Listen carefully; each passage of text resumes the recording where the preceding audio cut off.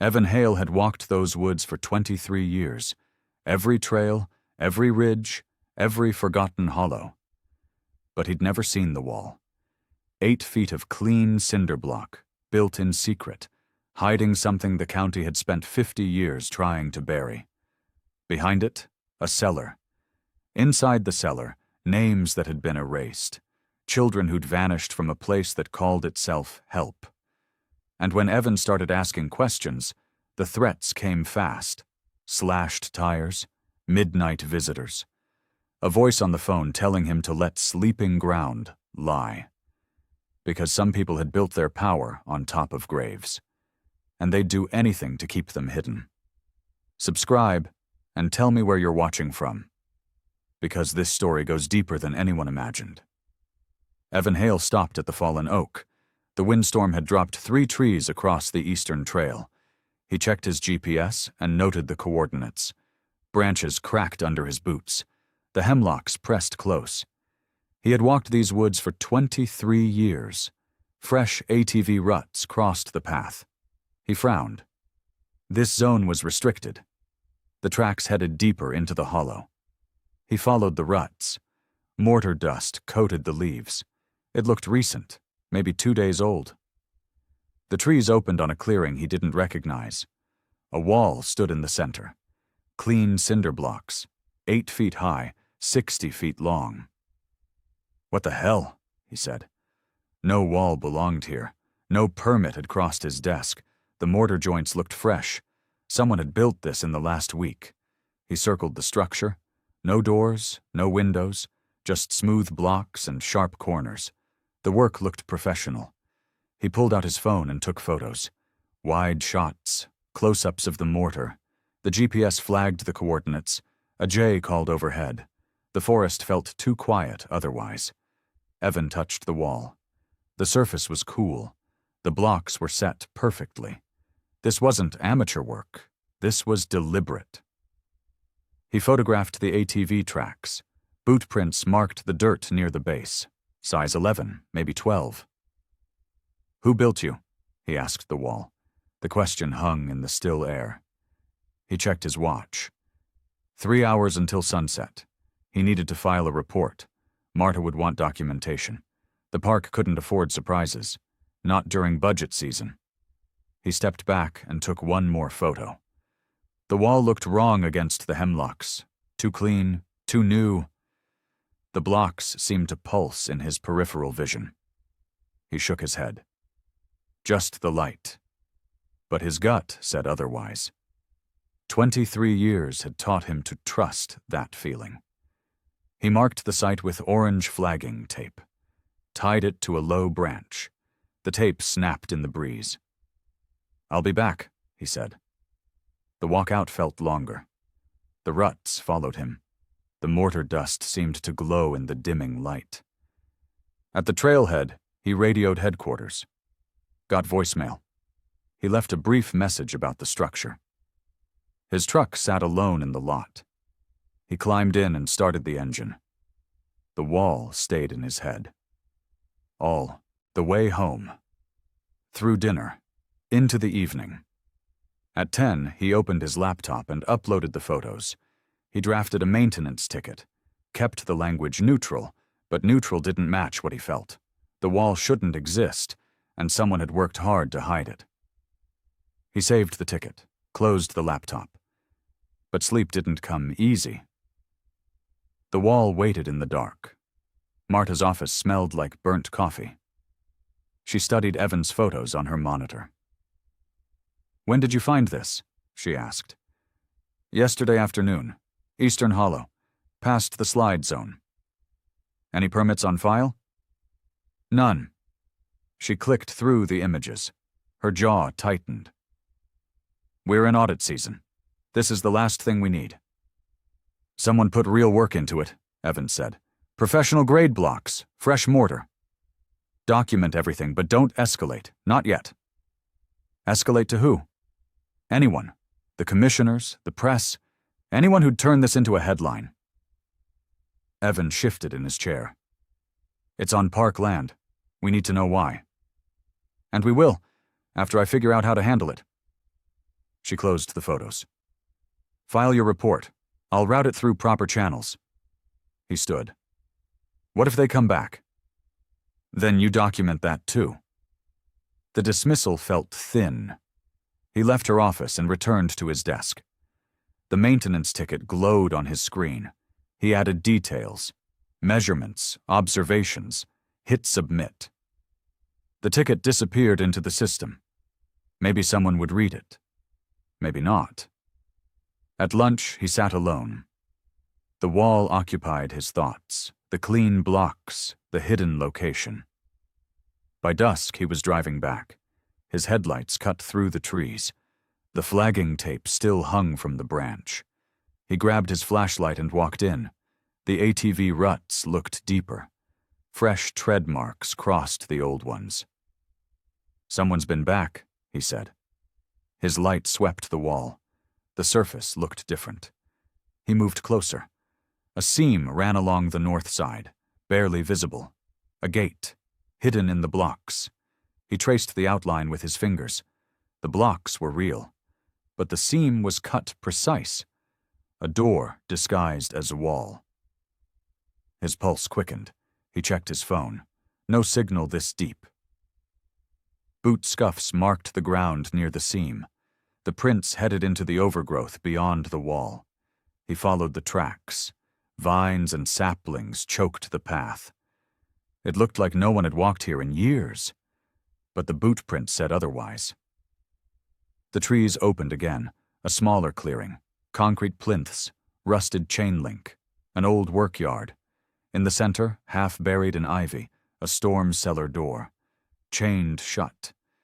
Evan's light caught the padlock, old, rusted, but the chain looked handled, recently. He knelt, tested the chain. It rattled, the lock held. "What are you hiding?"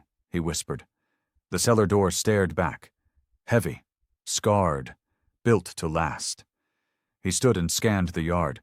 The plinths formed a perimeter, like fence posts, long gone. Something glinted in the mud. He picked it up. A pin, enamel, faded green, a pine crest, on the face. He pocketed the pin. His light swept the cellar again. This wasn't random. This was planned, hidden, protected. He turned and walked back to the wall. The seam taunted him. He photographed it. The prints, the yard. At his truck, he sat in silence.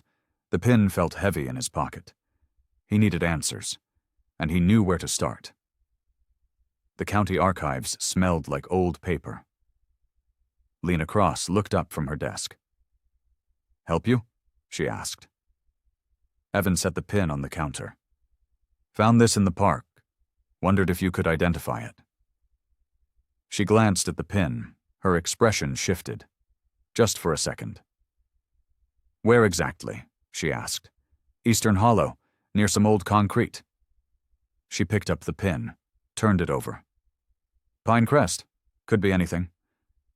"But you recognize it?" "Maybe." She set it down. "I'd need to check the files." "How long would that take?" "Depends." She met his eyes. "Why does it matter?" "Someone built a wall out there, recent, and this pin was buried near a cellar." Her fingers tapped the counter. "A cellar. Chained shut, old lock, but the chain's been moved." She looked at the pin again. "I've seen this crest before, in old brochures, youth programs from the 60s. "What kind of programs?" "Guidance camps, behavior modification, that sort of thing." "On park land?"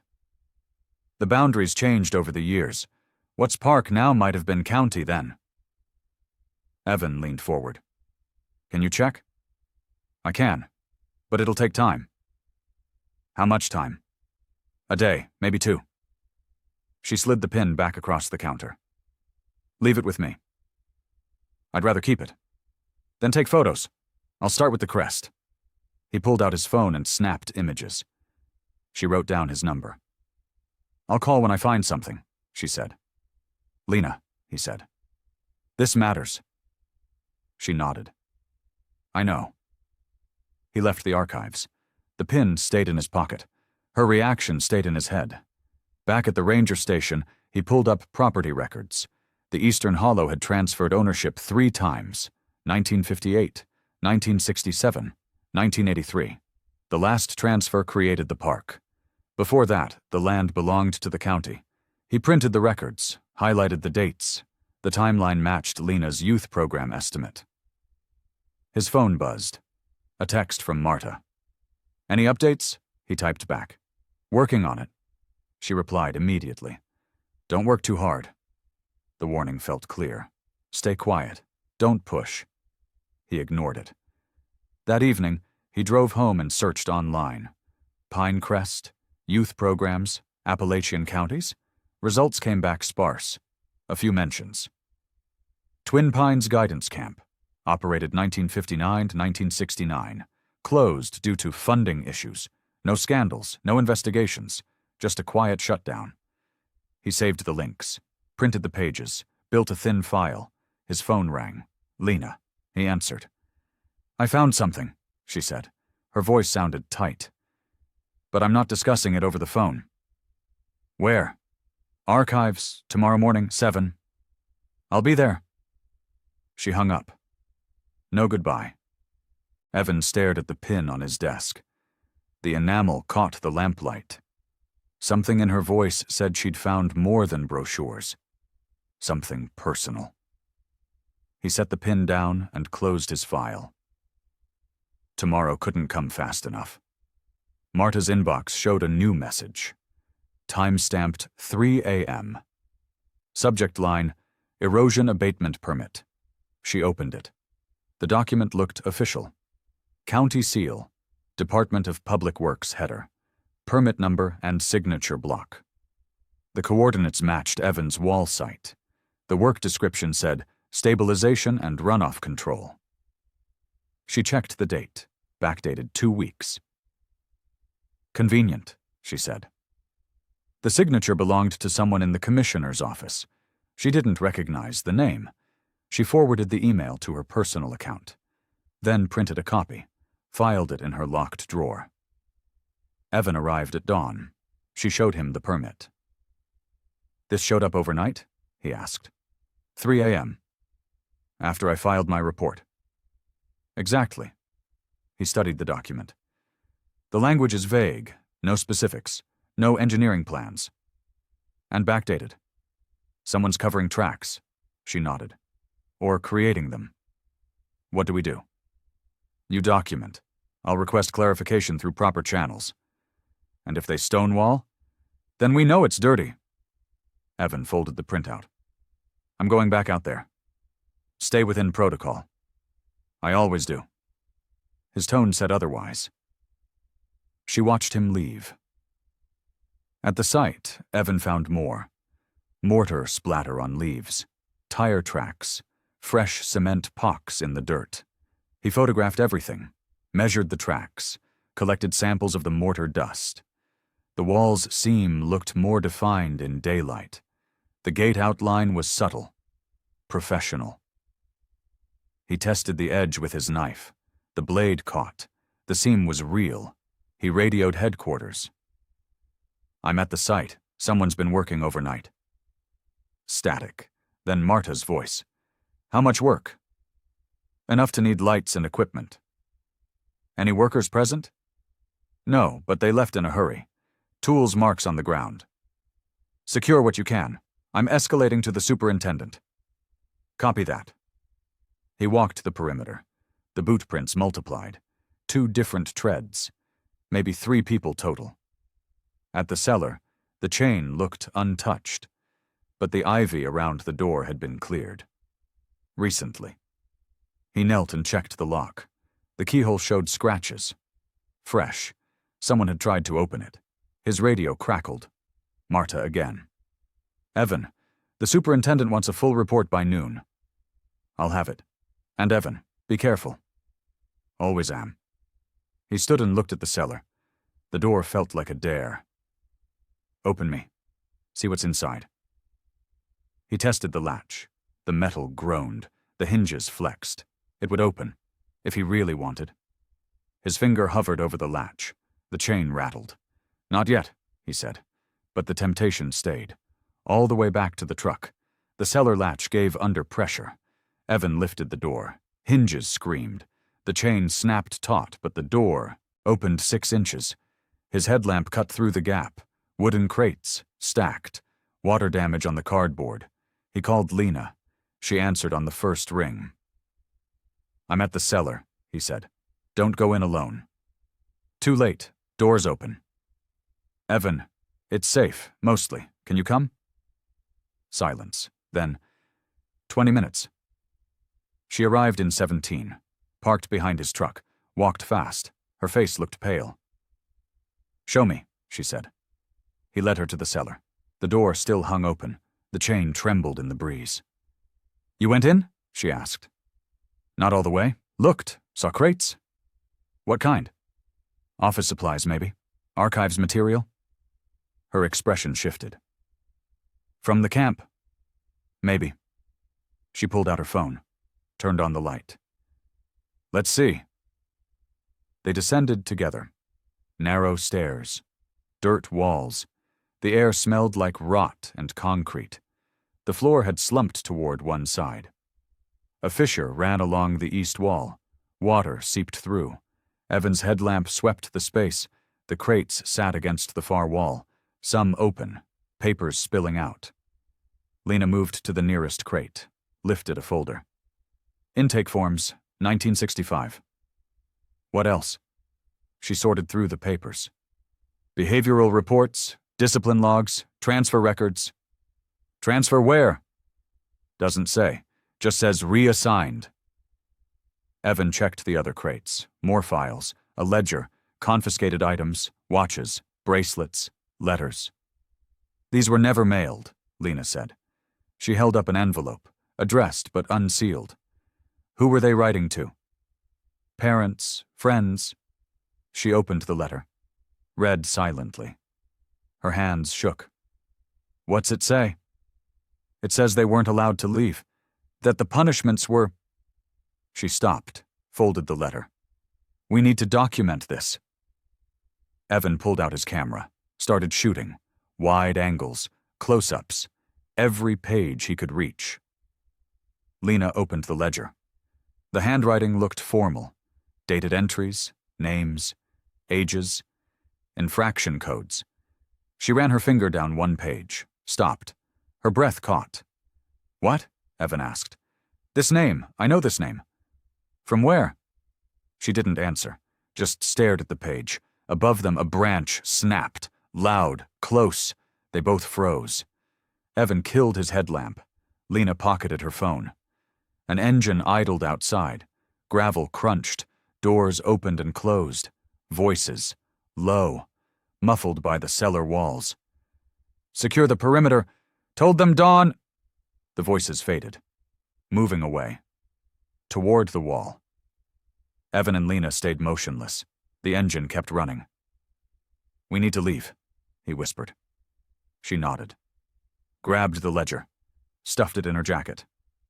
They climbed the stairs. Slow. Evan eased the door shut. The chain rattled. They stayed low, moved through the trees. The idling engine sat beyond the wall. Lights off.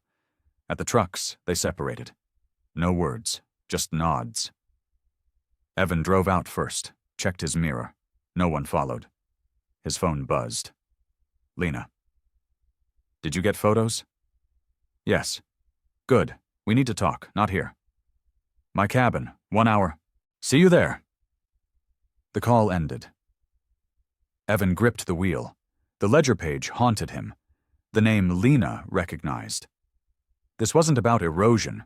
This was about hiding something. Something old. Something wrong. And someone knew they were looking. Lena spread the photos across Evan's table. The ledger pages glowed under the lamp. "These transfer entries," she said, "they're coded. But the pattern's clear." "What pattern?" "Kids who caused trouble got reassigned. Always off-site. No follow-up?" Evan studied the pages. "How many?" 37, over 10 years. "Where'd they go?" "The ledger doesn't say, just lists a date and a signature." "Whose signature?" She pointed. The name was printed. Neat, consistent. R. McKinnon. Evan knew that name. Roy McKinnon? He was younger then, camp director. Now he's county commissioner. The connection landed heavy. Evan sat back. He's got pull, funding, contracts. And he'd want this buried. The wall, Evan said. The permit, the overnight work, it's him. Or people protecting him. Evan's radio crackled. Static. Then Marta's voice. Evan, you there? He answered. Go ahead. I need you at headquarters, now. What's wrong? Just come. The line went dead. Evan and Lena exchanged looks. Could be nothing, she said. Or everything. He drove to headquarters. Marta waited outside. Her arms were crossed. Someone filed a complaint, she said. About what? Unauthorized access, disturbing a secure site, removing materials. The seller. They didn't name it, but the coordinates match. Who filed it? County Public Works, signed by McKinnon's office. Evan's jaw tightened. We didn't take anything permanent, just photos. They're saying you compromised structural integrity. That's garbage. I know, but it's official. I have to write you up. For doing my job? For not following chain of command? She softened. I'm sorry. This came from above me. Evan took the reprimand, signed it, walked back to his truck. Lena called. What happened? They're trying to scare us off. Did it work? No. Good, because I found something else.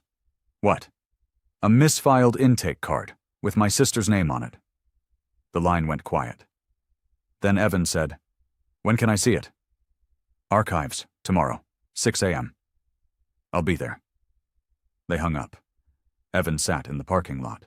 The reprimand felt like a warning. Back off. Stay quiet. But the ledger said something else. Kids disappeared, records erased, and the man responsible sat in power. He started the engine, drove back to the cabin. Lena's words echoed. My sister. This wasn't abstract anymore. This was personal. For both of them.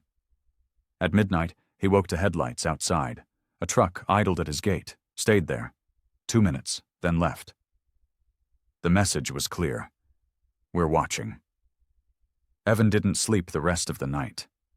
Marta's office felt smaller with the superintendent present. Evan stood while they sat. Walk me through this, the superintendent said. Evan described the wall, the cellar, the ledger, kept his tone flat. Professional. And you believe this is connected to the camp? The superintendent asked. The evidence suggests it. What evidence? Photos, documents, confiscated items from miners. The superintendent glanced at Marta. Has anyone verified these documents? Not yet, Marta said. We're gathering information. Gathering, not investigating. There's a difference? A legal one. If you're investigating historical misconduct, we need lawyers. If you're gathering safety information, stay in your lane. Evan said, Someone's actively covering this up. Overnight concrete pours, backdated permits. Prove it. I'm trying to. Try faster, or stop trying. The superintendent stood. I need plausible deniability. If this blows up, I can't have my rangers freelancing. She left. Marta waited until the door closed. She's scared, Marta said. Of what? Lawsuits, headlines, Roy McKinnon. So we stop? I didn't say that. She handed him a slip of paper. Silas Duvall, retired surveyor. He worked the park boundaries in the 70s. You think he knows something? I think he knows a lot, but you didn't get his name from me. Evan pocketed the paper. Thanks. Don't thank me yet. He found Silas at a coffee shop downtown. Old, weathered, sitting alone with a newspaper. Mr. Duvall? Evan asked. The man looked up. Who's asking? Evan Hale, park ranger. I'm retired. I know. I need your memory, not your labor. Silas folded the paper. About what? The Eastern Hollow. Boundary changes, 1970 to 80. The man's expression tightened. That was a long time ago. But you remember. Some things you don't forget. Evan sat. Tell me about the youth camp. Silas looked out the window. It wasn't called that. Not officially. What was it called? Twin Pines Work Program, county run, for troubled boys. What happened there? What always happens. Power without oversight. Kids without advocates. Where was it exactly? Silas pulled a napkin, drew a rough map. Here, this hollow, before it became parkland. The boundary moved? In 1983, the county donated the acreage, tax break, good press. Did they disclose the camp? Disclose what? It was closed by then, 15 years gone. But the structures? Buried, forgotten, or so they thought. Evan pointed to the map. This yard, it's inside current park boundaries. By about 200 feet. Who signed off on the transfer? Roy McKinnon. He was on the board, transition director. Evan's pulse quickened. He knew where the yard was. He knew everything. Silas crumpled the napkin. That's all I can say. Why? Because I have a pension and a mortgage, and I'm too old to fight. Evan stood. Thank you. Silas grabbed his wrist. You're digging in quicksand. It'll pull you under. Maybe, but I'm still digging. He left the coffee shop.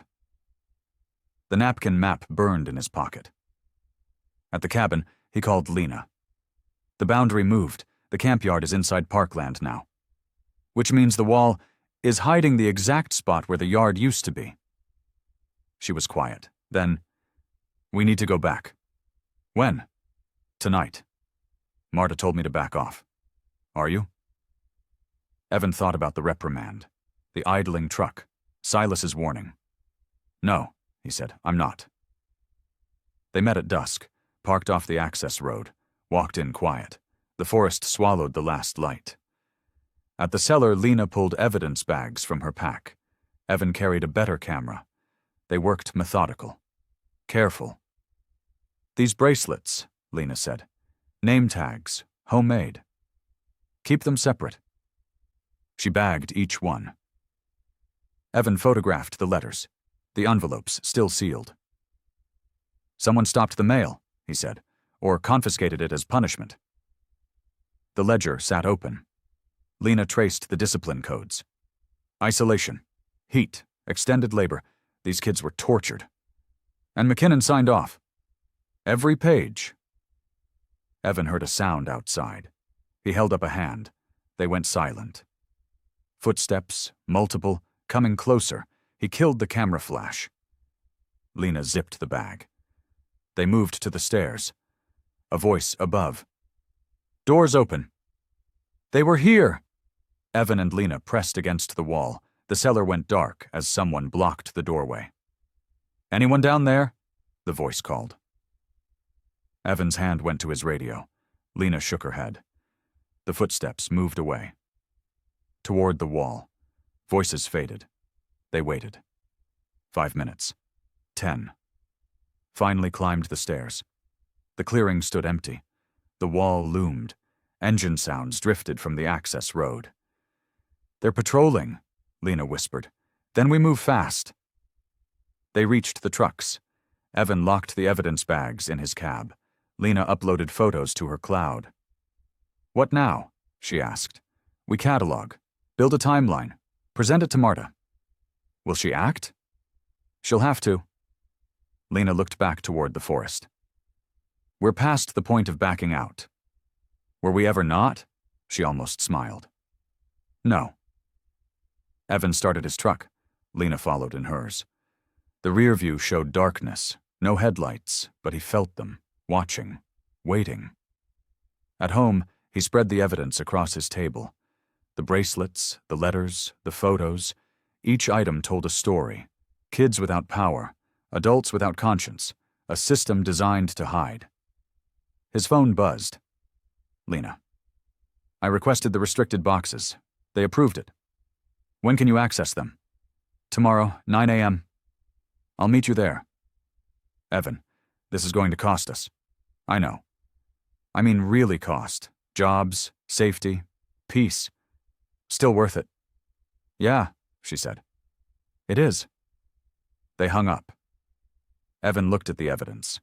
The commitment felt irreversible. He'd crossed from observer to participant, from ranger to whistleblower. There was no walking back. Evan's cabin smelled like coffee and old wood. Lena spread her notes across the table beside his evidence bags. I aligned the ledger names with county records, she said. 37 kids. Only 12 show up after 1969. What happened to the other 25? That's the question. Evan studied her timeline. The names, the dates, the gaps. My sister's friend attended in 67, Lena said. Her voice was quiet. Karen Voss. She's not in any records after that summer. Did your family look for her? Karen's parents did. They were told she'd been transferred to family in Ohio. No address, no contact. But you don't believe that. I was 10, but I remember the silence. How everyone stopped talking about her. Evan touched the ledger. We need more eyes on this. People we trust. Who? Ty Garner. He runs volunteer search and rescue. Knows the back roads. Lena looked uncertain. Can we trust him? He's helped me for 5 years. Never asked for anything. Until now? Evan radioed Ty, asked him to stop by the cabin. Casual. Ty arrived 20 minutes later. Tall, lean, sunburned from trail work. What's up? Ty asked. Evan showed him the photos. The wall, the cellar, the ledger. Ty's expression shifted as he looked. Where is this? Eastern Hollow. I've run that sector. Never saw any wall. It's new. Built in the last 2 weeks. By who? That's what we're trying to figure out. Ty handed back the photos. What do you need from me? Eyes on the back roads, night activity, trucks, equipment. You think someone's moving materials? Or covering them up? Ty nodded slowly. I can do that, but Evan... What? I've seen county trucks out there, late, running without lights. When? Last week. Maybe 3 times. Evan and Lena exchanged looks. Why didn't you report it? Evan asked. I thought it was maintenance, emergency culvert work. At midnight? Yeah. Seemed odd, but the county does weird hours sometimes. Lena leaned forward. Which roads exactly? Ty pulled out his phone, showed them a map, marked 3 locations. All access points to the Eastern Hollow, Evan said. That can't be coincidence, Lena said. Ty pocketed his phone. You want me to watch tonight? If you can. I can. But if they catch me, stay in your vehicle, document. Don't engage. Copy that. Ty left. Evan watched him drive away. He seemed nervous, Lena said. Wouldn't you be? I am. They worked through the evening, cross-referencing names, building a case file. At 9, Ty called. I'm on station, Southridge Road. Keep me posted. Will do. Evan set the phone down. Lena closed her laptop. We should get some rest, she said. Not sure I can. Try anyway. She gathered her notes, headed for the door, stopped. Evan, when we expose this, we will. People are going to fight back, hard. I know. Just making sure you're ready. I've been ready since I found that wall. She nodded. Left. Evan sat alone with the evidence. The bracelets caught the lamplight. Small. Fragile. Lost. His phone buzzed at 11. Ty. You need to see this. What? 3 trucks just passed me, heading toward your site. They're not county. What are they? Private contractor, concrete mixer, 2 flatbeds. Are they stopping? Hold on. Silence. Then, yeah, they turned off at the access gate. Can you see what they're doing? Not from here. Too dark. Evan stood. I'm coming out. Evan, there's at least 6 people. I'm still coming. He grabbed his keys, his radio, his camera. The drive took 15 minutes. He killed his lights a quarter-mile out. Ty's truck sat on the ridge. Evan parked behind it. Down there, Ty pointed. Below, floodlights blazed. The concrete mixer rumbled. Men moved with purpose. They're pouring, Evan said. Into what? The fissure, under the cellar. Lena's voice crackled on his radio. Evan, I'm watching from the north side. They're sealing it. How long have they been at it? At least an hour. They're working fast. Evan watched. The pour continued. Systematic. Professional. We need to stop them, Ty said. How? Block the road. Force them out. That's obstruction. So is destroying evidence. Evan thought fast. Weighed options. Consequences. Ty, you have your chainsaw? In the truck. Go fell a tree across the access road. Make it look like wind damage. Seriously? Do it now. Ty grabbed his saw, disappeared into the dark. 10 minutes later, a tree crashed down. The saw cut, died. Below, the floodlights shifted. Voices rose. Someone radioed for help. Evan smiled. It wouldn't stop them, but it would slow them. His phone rang. Marta, he answered. What did you just do? She asked. My job. You blocked a county work site. I secured a hazard during night operations. Evan, I'll write the report in the morning. You'd better, because I'm getting calls. From who? McKinnon's office. They're not happy. Good. He hung up. Lena appeared beside him, out of breath. That was reckless, she said. That was necessary. Below, the crew loaded equipment. The mixer sat idle. They weren't leaving, just regrouping. They'll come back, Lena said. Let them. We've got photos, witnesses, a timeline. And a target on our backs. Yeah, Evan said. That too. Morning brought a formal reprimand. Marta delivered it in her office. Her face looked tired. You obstructed a permitted work site, she read. You endangered county personnel. You exceeded your authority. I prevented contamination of a potential crime scene, Evan said. That's not your determination to make. Then whose is it? She didn't answer, just handed him the reprimand. Sign it. He signed. What else? McKinnon's office wants you suspended. For how long? The superintendent talked them down to a written warning. But Evan, I know. Walk carefully. I'm serious. They're building a case. One more incident and you're done. He stood. Did they finish pouring? Yes. Last night. After you left. How much concrete? Enough to seal the fissure. And half the cellar. Evan's jaw clenched. They're destroying evidence. Or stabilizing a hazard. Depends on who's telling the story. He left her office. Ty waited by the trucks. I got suspended from SAR duty, Ty said. Pending review. I'm sorry. Don't be. I knew the risk. He paused. But Evan, they're scared. When power gets scared, it gets mean. I can handle mean. Can you handle losing everything? Evan thought about his cabin. His pension. 23 years. If that's what it takes, he said. Ty shook his head.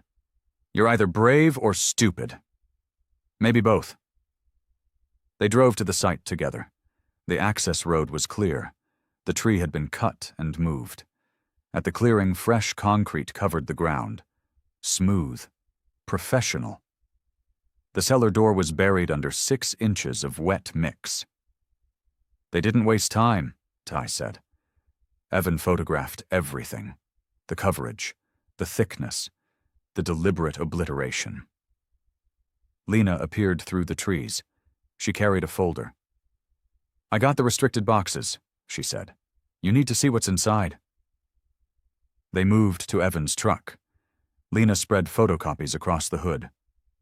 Incident reports, she said. from County Social Services, 1964 to 69. What did they say? Injuries, hospitalizations, heat exhaustion, 1 broken arm, 2 concussions. From the camp? The reports say work-related accidents, but the patterns are clear. Evan studied the pages. The dates, the names, some matched the ledger. This is documentation, he said, of abuse, systemic, ignored. Ty leaned in. Who signed off on these reports? Lena pointed. County medical examiner, social services director, and the camp director. McKinnon, Evan said. Everyone. Ty whistled. You can't bury this. He's trying, Lena said. The boxes were misfiled, deliberately. Someone wanted them lost. But you found them. Because I knew where to look. Evan collected the pages. We need to secure these. Multiple copies. Different locations. Already done, Lena said. Digital backups. 3 separate clouds. And physical copies with my lawyer. You have a lawyer? As of yesterday. Evan almost smiled. You're serious about this? My sister's friend is in that ledger. I'm past serious. They heard engines, coming closer. 3 county trucks, and a sheriff's cruiser. Here we go, Ty said. The vehicles parked. Roy McKinnon climbed out of the lead truck, smiling, casual. Morning, Evan, Roy called. Hell of a mess you made last night. Just doing my job. Blocking roads, disrupting emergency stabilization? Emergency? At midnight? Roy's smile thinned. Ground stability doesn't care what time it is. The sheriff approached. Older. Local. Careful. Mr. Hale, the sheriff said. I need you to step back from this site. It's parkland. I'm a park ranger. It's also a county work zone. Active permit. You're interfering. Evan held his ground. I'm documenting. You're obstructing. Lena stepped forward. We have evidence of historical misconduct on this land. These pores are destroying that evidence. Roy's expression hardened. Historical misconduct? Lady, this is erosion control. Then why bury the cellar? What cellar? The one 50 feet from where you're standing. Roy looked at the sheriff. I don't know what she's talking about. We're filling sinkholes. The sheriff sighed. Folks, I don't want to arrest anyone today, but I will if this continues. Ty spoke up. Sheriff, these concrete pours started after Evan found a hidden structure. That's not coincidence. Who are you? Ty Garner, SAR volunteer. Then volunteer somewhere else. This is official business. Evan saw the position collapsing. They were outnumbered, outranked, outmaneuvered. We're leaving, Evan said. But this isn't over. Roy stepped closer. His voice dropped. Evan, you've had a good career, 23 years, good pension coming. Don't throw it away on conspiracy theories. These aren't theories. Then prove it, with real evidence, not ghost stories and dusty files. I will. I'm sure you'll try. Evan walked to his truck. Lena and Ty followed. They drove out together. At the ranger station, Marta waited, her arms crossed. The superintendent wants to see you, she said. Now? Evan went upstairs. The superintendent sat behind her desk, stone-faced. Sit, she said. He sat. You're done at the Eastern Hollow, effective immediately. Transfer to the North District, trail maintenance only. You're reassigning me? I'm protecting you and the park before this becomes a lawsuit. There's evidence of... I don't care. My job is to run a park, not solve decades-old mysteries. Those mysteries involve missing children. Then let law enforcement handle it. They're not.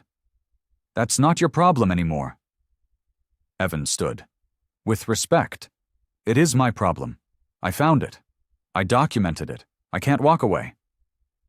Then you're choosing to end your career. If that's what it takes. She stared at him. long, hard. "Get out of my office," she said. He left. Marta caught him in the hallway. "What happened?" she asked. "I'm off the case, reassigned." And I'm not stopping." She pulled him into an empty conference room, closed the door. "Evan, listen to me. Bring me proof. Undeniable, documented, legal. I'm trying. Try harder, because right now you're fighting blind." She handed him a slip of paper. "State Environmental Inspector, Karst Specialist. He owes me a favor." "For what?" "Just call him. Tell him you have contamination concerns, sinkhole hazards. Keep it technical." Evan pocketed the paper. "Thank you. Don't thank me yet. If this blows up, I'm throwing you under every bus I can find." "Understood." "Good. Now get to work." Lena sat in the archive's basement. The restricted boxes surrounded her. Sealed. Numbered. Decades old. She'd requested 6. They'd sent 3. With a note. Additional materials unavailable per county council. She opened the first box. Social services intake forms, behavior assessments, parent waivers. The language was clinical, cold. Behavioral intervention? Corrective environment? Structured supervision. She photographed every page, uploaded to her cloud, backed up twice. The second box held medical records. Incomplete. Pages missing. But enough remained. Heat exhaustion. Dehydration. Work-related strain. One report noted a fractured wrist. Another noted infected blisters. Treatment recommendations were simple. Rest and return to duties. The third box refused to open. The seal was intact, but the lock had been added recently. She checked the inventory sheet. Personal effects, seized materials, 1965-1968. She called the archive supervisor. Box 3 is locked. That's correct. Why? County council, privacy concerns. These kids would be in their 70s now. What privacy? I'm just following orders, Miss Cross. She hung up, stared at the locked box. Her phone buzzed. Unknown number. She answered. Stop asking questions. The voice was muffled. Mail. Or your employment ends. Who is this? The line went dead. Lena's hands shook. She saved the number, screenshot the call log. Someone was watching, listening, responding fast. She locked the boxes, returned them to the clerk, kept her expression neutral. At her desk, she checked her locker. Found an envelope, no postage, no name. Inside, photocopied incident logs, pages torn from a larger file. She read. Her breath stopped. Isolation protocols. Heat chamber. 6 hours supervised. Minor dehydration acceptable. The dates matched the ledger. The signatures matched McKinnon's hand. But more damning, the logs predated the park's formation by 15 years. This wasn't new evidence. This was documentation of systematic abuse, condoned, recorded, filed away.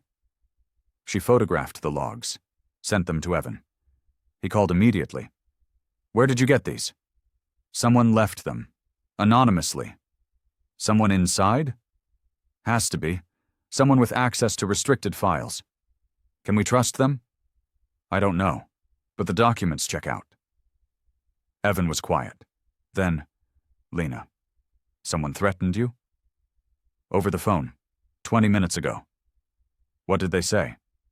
Stop asking questions, or I lose my job. Are you safe? For now, but Evan... What? I think someone inside the county is trying to help, and someone else is trying to shut us down. 2 factions. At least. Evan sighed. This is bigger than we thought. Way bigger. Her computer pinged. An email? Subject: You're looking in the wrong place. She opened it. 1 line. Check the intake log for June 17th, 1977. No signature. No sender name. The email routed through a proxy. She pulled the intake log from her photos. Found the date. 4 names. One she recognized. Karen Voss, her sister's friend. The entry noted family placement with an out-of-state address, but the address was incomplete. Just a city, no street, no zip code. They didn't transfer her, Lena whispered. They erased her. She called Evan. I found Karen. Where? In the log, but the placement details are fake, incomplete. How do you know? Because I looked up the address. It doesn't exist. Evan swore softly. They lied to her parents. And to everyone else. We need to find out what really happened to her. How? Start with the families. The donor families. The ones who supposedly took these kids. Lena pulled up the ledger. Cross-referenced names. 3 families appeared repeatedly. All local, all wealthy, all connected to McKinnon. I'll make a list, she said. Evan, this is going to hurt people. Good people who thought they were helping. Or people who knew exactly what they were doing. She closed her laptop. The basement felt smaller, darker. Her phone rang again, same unknown number. She didn't answer. Let it ring. Voicemail. Later she listened. Heavy breathing. No words, then a click. She deleted it. But the fear stayed. At home she locked her doors, drew her curtains, sat in the dark. Her laptop glowed. The files stared back. Karen's name, the fake address, the lies. I'm sorry, she whispered to the screen. I should have looked sooner. Outside, a car idled. Too long. Then drove away. Lena didn't sleep that night. Thunder split the sky. Evan and Lena met at the clearing before dawn. The storm rolled in fast. We shouldn't be here, Lena said. We have to see what they're hiding. Rain hammered the canopy. They moved toward the cellar, or where the cellar used to be. The concrete pour had cracked. Weather and karst had done what they couldn't. The ground slumped. Fresh fissures opened. The sinkhole's active, Evan said. It's collapsing. They approached carefully. The edge crumbled under Evan's boot. He stepped back. Lightning flashed. In the pit, something metallic glinted. There, Lena pointed. A locker. Metal, half buried in the karst. Wedged between rocks. We need to get it, Evan said. How? The pit's unstable. Rope, from my truck. He ran, came back with climbing rope and a harness, tied off to a hemlock. This is insane, Lena said. Probably. He lowered himself. The ground shifted. Rocks tumbled into darkness. Evan, Lena's voice cut through the rain. I'm okay. His boot found purchase. He reached the locker. It was locked, rusted but intact. He clipped it to his harness, tugged the rope. Lena pulled. He climbed. The pit groaned. The edge gave way behind him. They hauled the locker up together, set it on solid ground, breathing hard. Open it, Lena said. Evan broke the lock with his knife. The lid screamed open. Inside, Polaroids, dozens, color-faded but clear, teens, working, digging, hauling stone, faces exhausted. Some crying. And adults, watching, one face repeated, younger, recognizable. Roy McKinnon, Evan said. In every photo. They kept digging, found a journal, water-damaged but readable, written by a counselor. He documented everything, Lena said. She read aloud. June 12th, 3 boys to heat chamber for back talk. McKinnon insisted. Doctor advised against. Overruled. Keep going. July 4th, 1 girl collapsed during work detail. Heat stroke. We called ambulance. McKinnon sent her to the cellar instead. Said she was faking. Evan's hands shook. This is testimony. Written testimony. From someone who was there. Who wrote it? She checked the cover. A name. Faded. Thomas Webb, junior counselor. Is he still alive? I don't know, but we can find out. Headlights swept the clearing. Multiple vehicles. coming fast. We have to go, Evan said. Not without this. Lena grabbed the journal. Evan took the photos. They ran for the trucks. The rain covered their movement. Behind them, the vehicles stopped. Doors opened. Voices shouted. Evan and Lena separated. Different routes out. They'd meet at the ranger station. Evan drove through the storm. Hydroplaned twice. Didn't slow. The journal and photos sat on his passenger seat. Proof. Undeniable. His radio crackled. All units, be advised. Sinkhole collapse at Eastern Hollow. Site closed until further notice. Marta's voice came next. Evan, if you're listening, come in. He picked up. I'm here. Tell me you're not at that site. I'm not. Liar, get to headquarters now. On my way. He drove faster. The rain turned to sheets. Visibility dropped. At headquarters, Marta waited inside. Dry, angry. Let me see it, she said. He handed over the journal and photos. She read.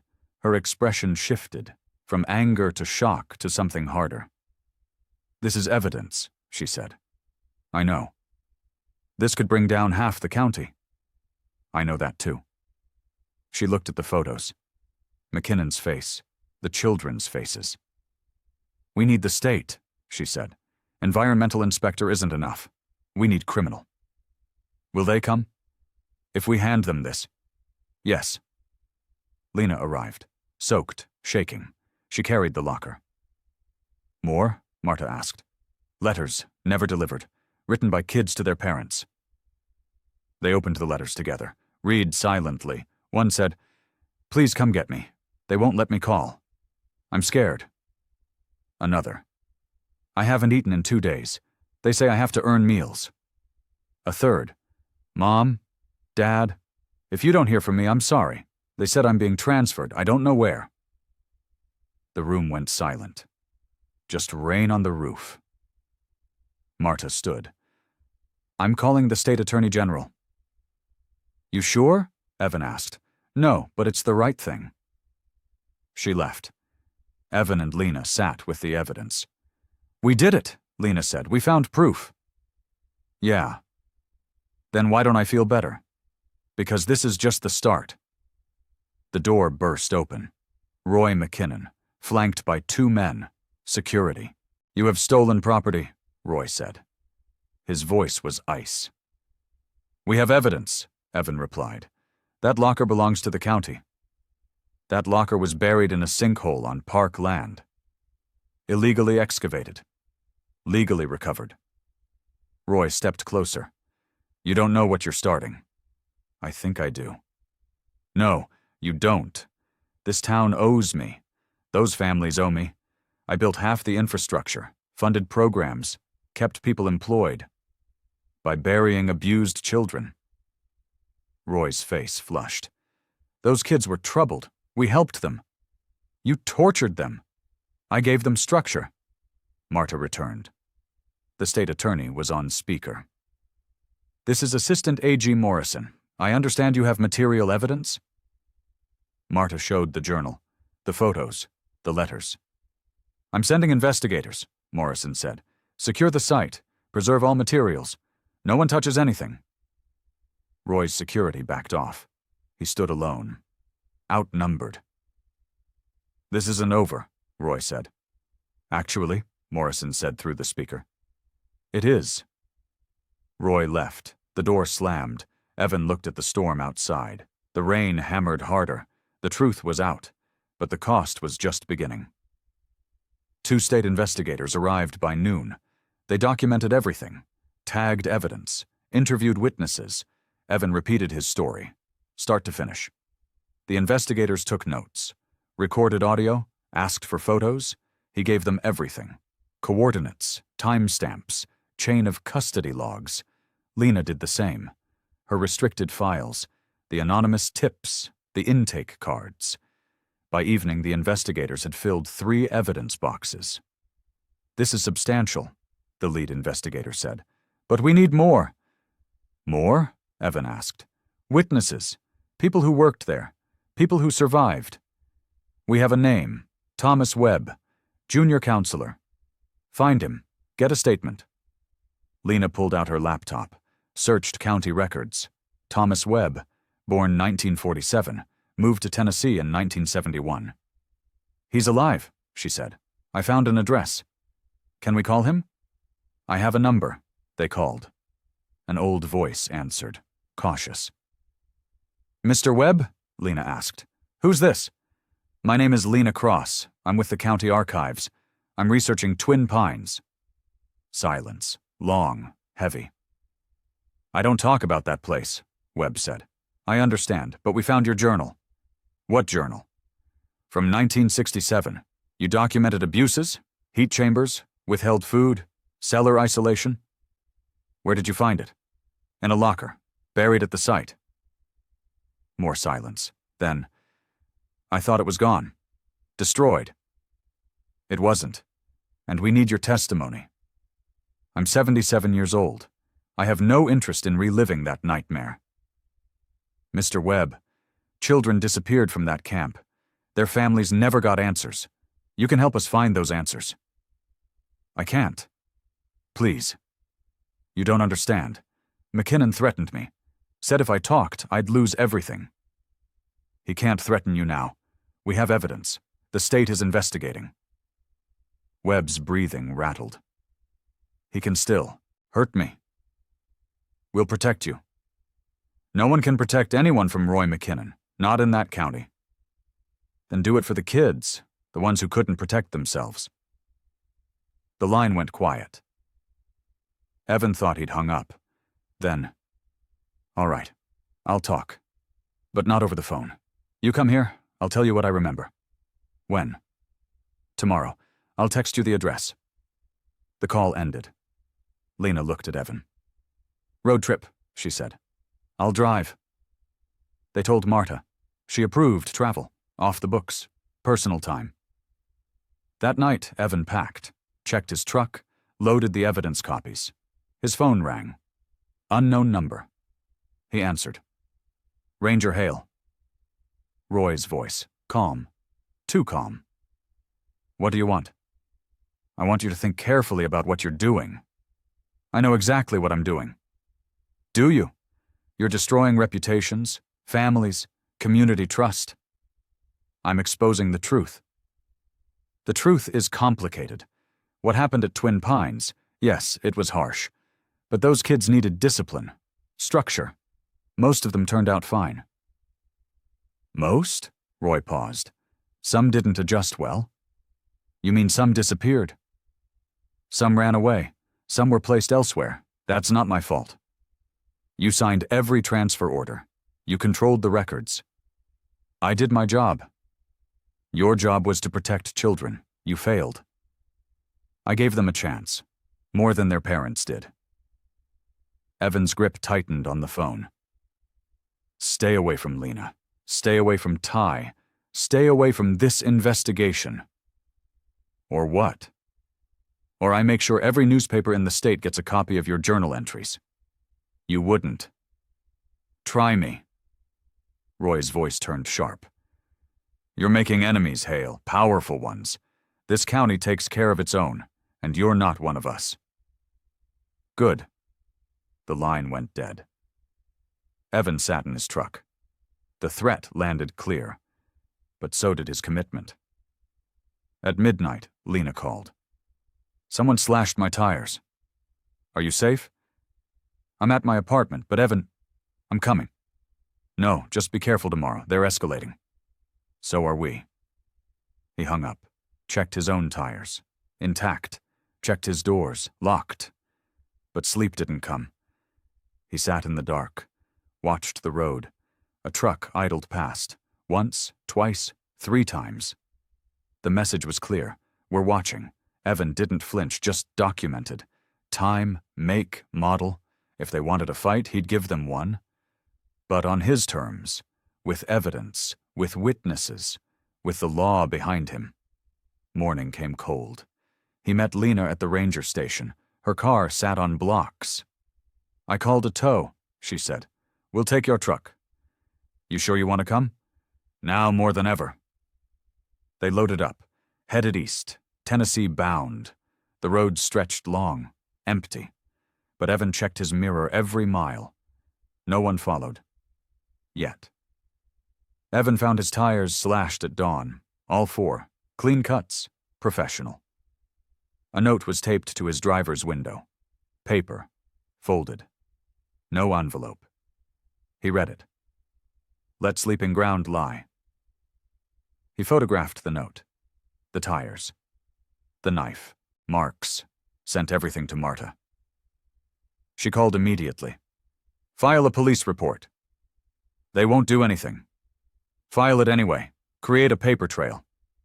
He called the local sheriff, reported vandalism. The deputy came, took photos, asked questions. Any enemies? The deputy asked. Define enemies. People who'd do this. I'm investigating a historical abuse case, county level, so yeah, enemies. The deputy's expression shifted. The Twin Pines thing? You know about it? Heard rumors. My uncle worked there briefly, never talked about it.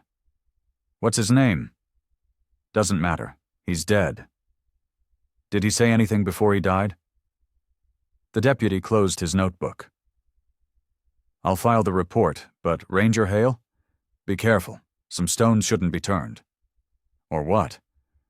Or they turn on you. The deputy left. Evan called a tow. While waiting, he walked the property. No footprints, no evidence beyond the tires. Whoever did this knew what they were doing. Lena arrived, saw the truck, swore. This is my fault, she said. How? I pushed too hard at the archives, asked too many questions. No, this is on them. They're scared. Scared people are dangerous. So are determined ones. The tow came. Evan arranged for new tires. Meanwhile, Marta authorized a state environmental inspector.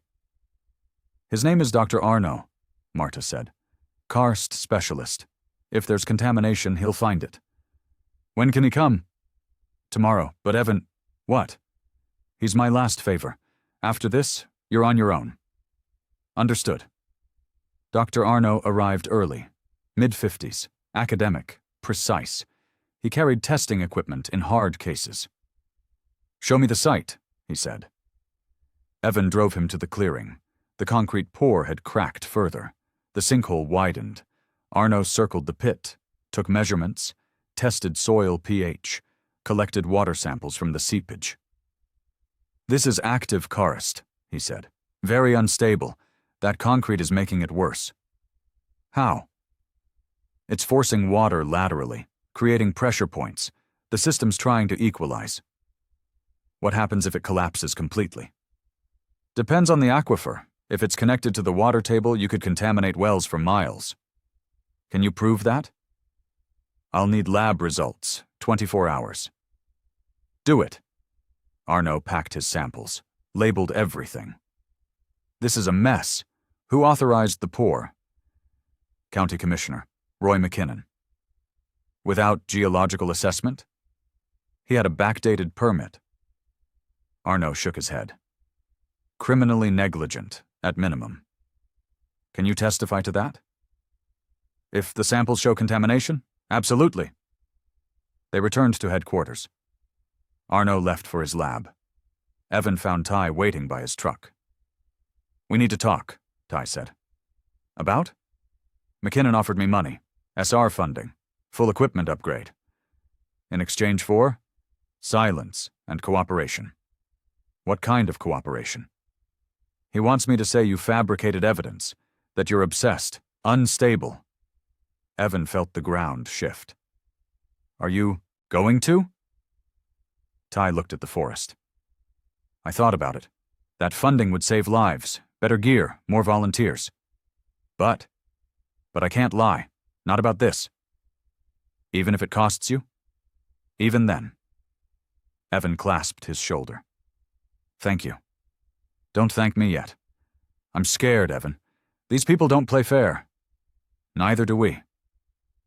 That evening, Evan visited Silas again. The old surveyor sat on his porch, drinking coffee. You're back, Silas said. I need to know more about the boundary change. I told you everything. No, you told me the basics. I need details. Who ordered the survey? Who signed off? Who benefited? Silas sighed. You're going to get me killed. I'm trying to get justice. Same thing in this county. But he talked, pulled out old plats, showed the boundary shift. This section, Silas pointed. It moved 200 feet east in 1983, put the workyard inside park land. Why? McKinnon said it was for conservation, clean boundaries, better access.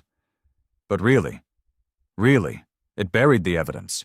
Once it became parkland, the county lost jurisdiction. No more questions. No more investigations. Who else knew? Everyone on the board, but most are dead now, or silent. Complicit. Or scared. Evan photographed the plats. Can I keep these?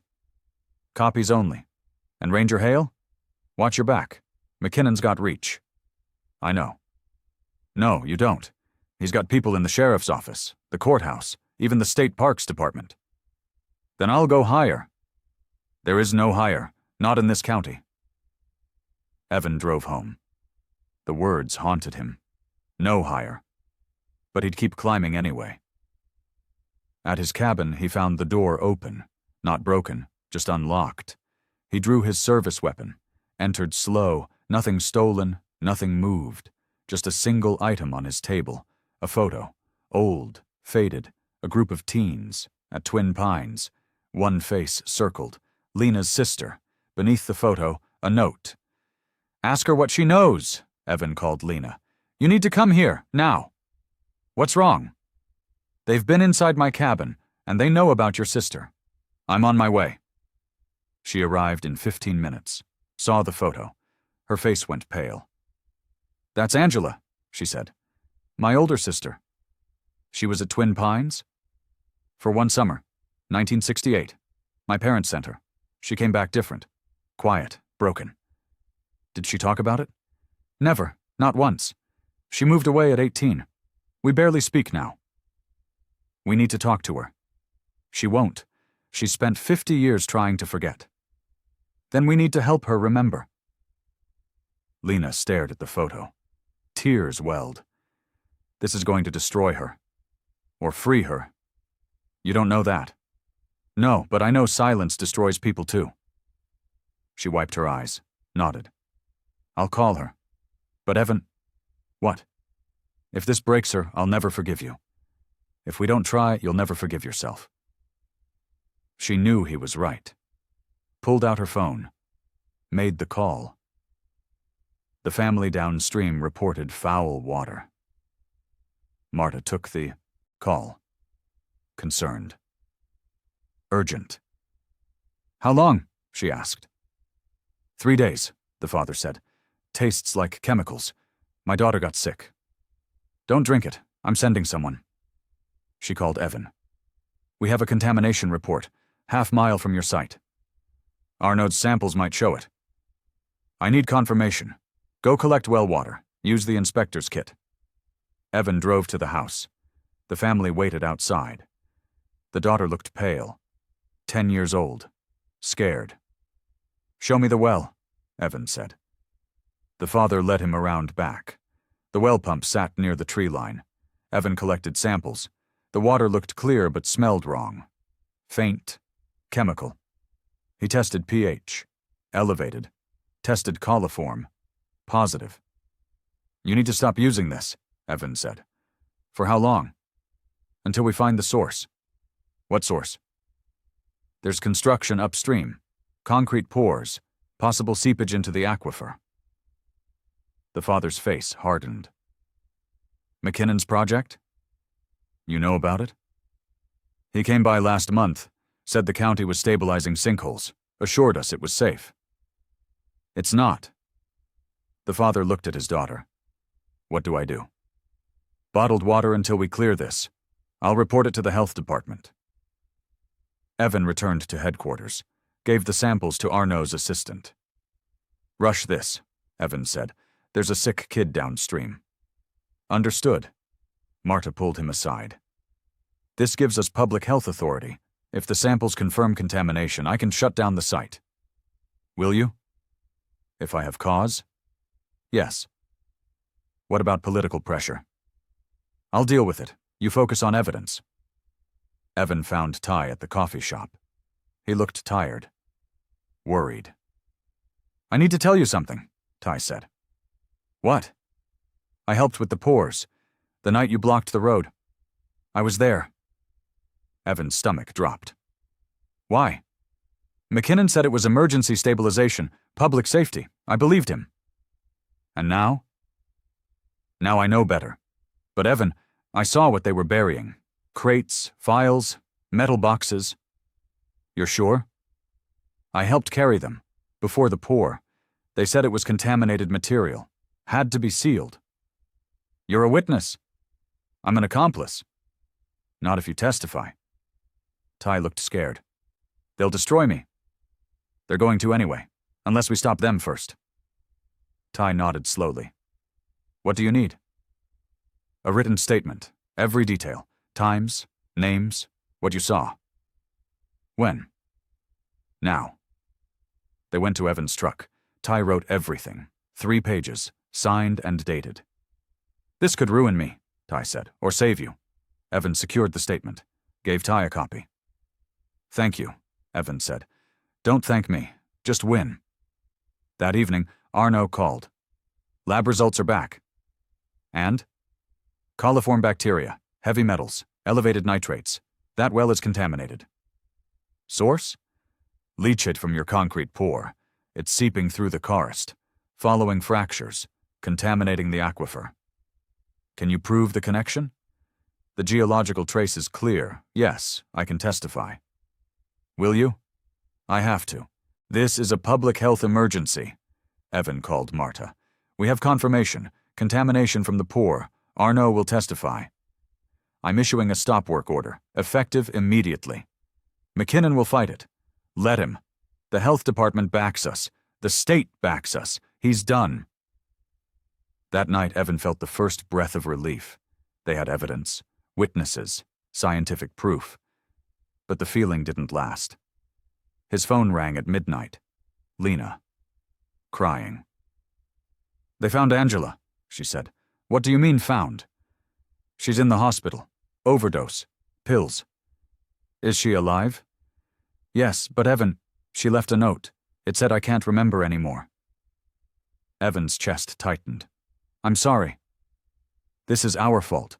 We pushed too hard. No, this is McKinnon's fault. For what he did to her. She tried to forget. We made her remember. Lena, I have to go. The doctors are asking questions. She hung up. Evan sat in the dark. The weight pressed down. They were winning. But the cost kept climbing. And he wasn't sure how much more any of them could take. Dr. Arno's stop work order came through. Official, stamped, county enforced. Evan drove to the site at dawn. The equipment sat idle. No workers, no trucks. He photographed everything.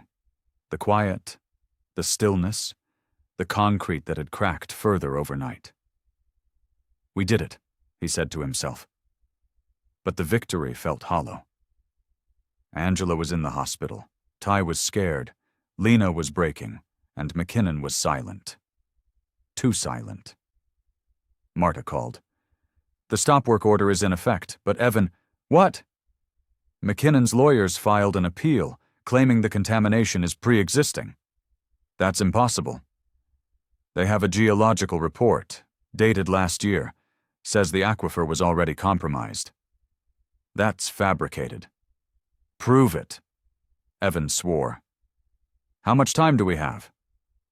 48 hours. Then the appeal goes to court. We need more evidence. Then find it, fast. Evan called Lena. She was at the hospital. Angela was awake but fragile. Can she talk? Evan asked. She doesn't want to. Lena, we're running out of time. McKinnon's fighting back. We need her testimony.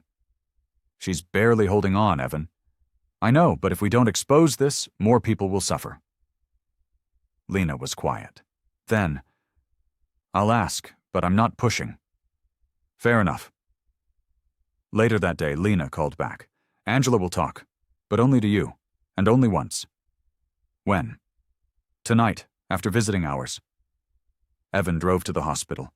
Angela sat by the window, thin, gray, older than her years. Miss Cross, Evan said.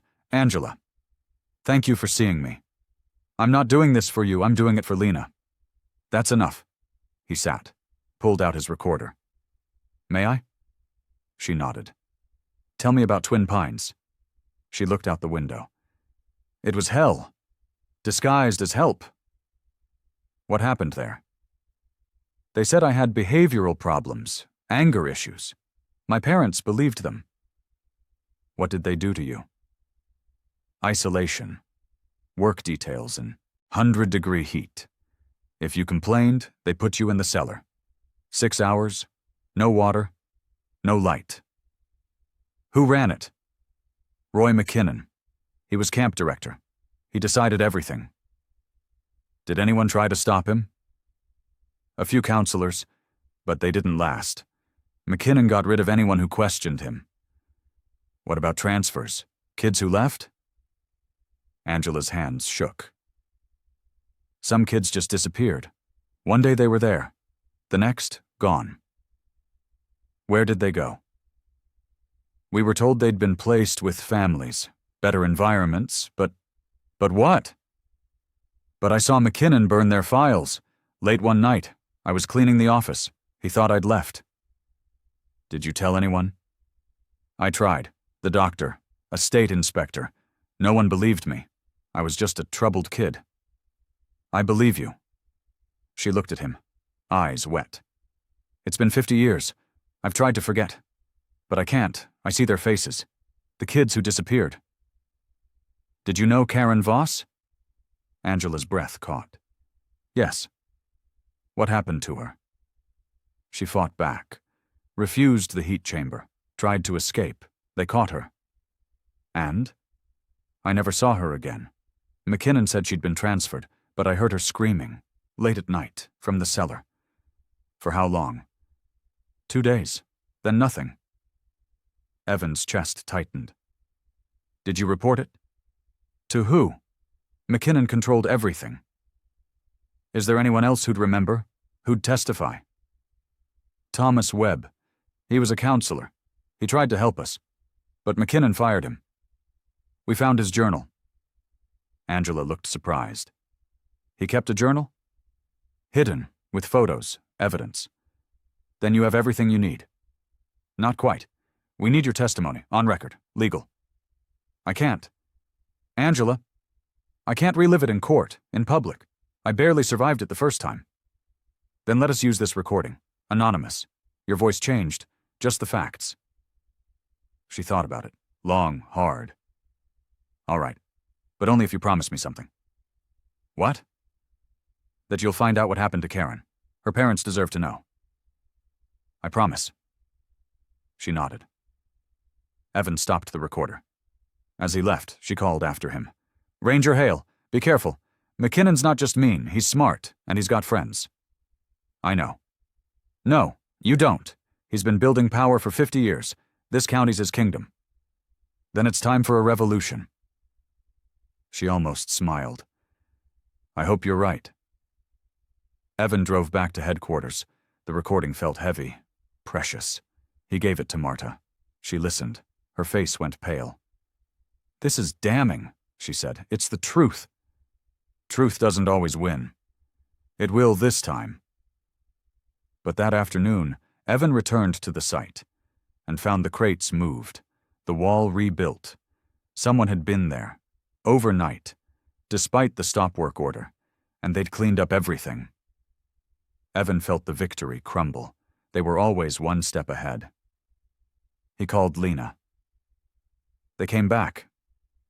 How? I don't know, but the site's been compromised. All our work is still intact. The photos, the recordings, the journal, they can't erase everything. But they're trying. Yeah, they are. That night, Evan sat with the evidence, the journal, the photos, Angela's testimony. They had enough. Barely, but enough. Tomorrow he'd take it to the Attorney General, force their hand. But tonight, he felt the weight, the cost, the casualties, Angela in the hospital, Ty scared for his life, Lena's family fractured, and somewhere, buried in the ground, the truth about Karen Voss. He'd find it, no matter what, because justice wasn't optional. It was essential. Trust frayed like old rope. Evan checked the gate logs at headquarters. Someone had borrowed a key 3 nights running. Ty's name appeared twice, once legitimate, once at 2 a.m. Son of a bitch, Evan said. Marta looked over his shoulder. Could be a mistake. At 2 in the morning? Check the security footage. The cameras showed Ty's truck entering, alone. He stayed 40 minutes, left empty-handed. Evan called him. We need to talk. About what? The gate key. Why were you at the site at 2 a.m.? Silence. Long, heavy. I can explain, Ty said. Then do it, now. They met at the coffee shop. Ty looked exhausted. Guilty. McKinnon called me, Ty said. Said there was unstable ground, asked me to check it. And you believed him? He's the county commissioner. Yeah, I believed him. What did you actually do there? I walked the perimeter, took photos, nothing else. Did you move anything? No, I swear. Evan studied him, looking for tells. Ty met his eyes, steady. Show me the photos, Evan said. Ty pulled out his phone. The images showed the site, intact, undisturbed. This was before they moved the crates, Evan said. What crates? Never mind. Evan exhaled. Why didn't you tell me McKinnon called? Because I thought you'd react exactly like this, with suspicion. Can you blame me? No, but I'm not the leak, Evan. I'm on your side. Evan wanted to believe him, needed to, but doubt had crept in.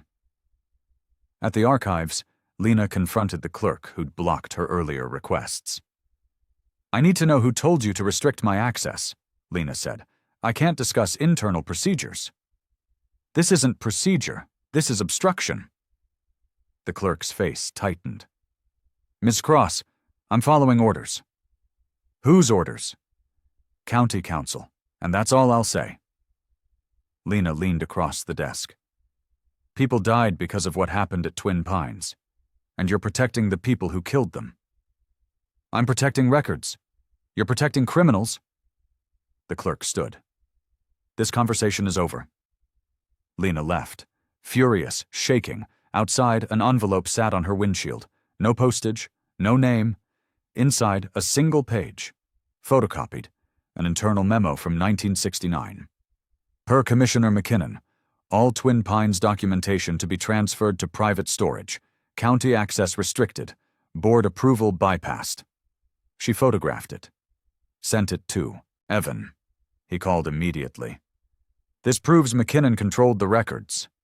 More than that, it proves he hid them deliberately. Can we trace where they went? I'm trying, but private storage from 50 years ago, most of those facilities don't exist anymore. Keep looking. That evening, Evan walked the site again. The rebuilt wall section looked fresh. Professional, recent. He found boot prints, size 11, same as before. But also tire tracks, different from the county trucks. Smaller, civilian. He photographed everything, measured the treads, ran them through his database. The results came back. Dodge pickup, common model, thousands in the county. But the wear pattern was specific, unusual. Front right tire had a patch repair. He called the local tire shop. I need help identifying a vehicle. What do you have? Evan described the tread. The patch. Sounds like the truck we serviced last month, the mechanic said. White Dodge. Belongs to Roy McKinnon's foreman. Evan's pulse quickened. You sure? Positive. Guy came in with a nail in the tire. We patched it. Same location you're describing. Thank you. Evan had a direct link. McKinnon's foreman at the site, after the stop work order. He drove to Marta's house, showed her the evidence. This is trespassing at minimum, she said. Violation of the stop work order at worst. Can we arrest him? We need law enforcement, but the sheriff is in McKinnon's pocket. Then we go to the state police. Will they come? If we have enough evidence? Yes. Evan laid out everything. The gate logs, the tire tracks, the foreman's connection. It's circumstantial, Marta said. It's a pattern. Patterns aren't proof. Then we get proof. How? We stake out the site, tonight. See who shows up. Marta shook her head. That's too dangerous. It's our only option. No, your only option is to let the state handle it. The state's too slow. By the time they move, McKinnon will have destroyed everything. Evan, I'm going, with or without authorization. She sighed. Then take backup. Who? Me. He looked surprised. You sure? No, but I'm the superintendent. If this goes wrong, it's on me anyway. They geared up. Radios, cameras, flashlights, sat in Evan's truck a quarter-mile from the site. Midnight came. Then 1 a.m. Nothing. At 2:15, headlights appeared. A white Dodge, no plates visible. That's him, Evan whispered. The truck parked. A man climbed out, tall, broad, McKinnon's foreman. He walked to the wall, checked something, made a call. Evan couldn't hear the words, but the body language was clear, reporting, confirming. The foreman returned to his truck, sat, waited. 20 minutes later, 2 more vehicles arrived. County trucks, official, men climbed out, carrying tools, tarps. They moved to the rebuilt section. They're dismantling it, Marta said. What? They're taking it apart, removing evidence. Evan started the engine.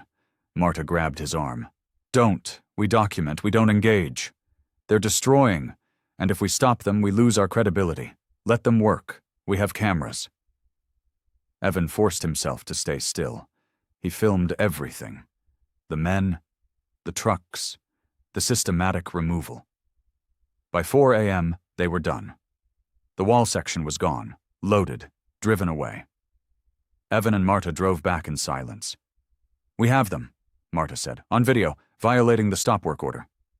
Will it be enough? It has to be. At headquarters, they downloaded the footage, time-stamped, backed up.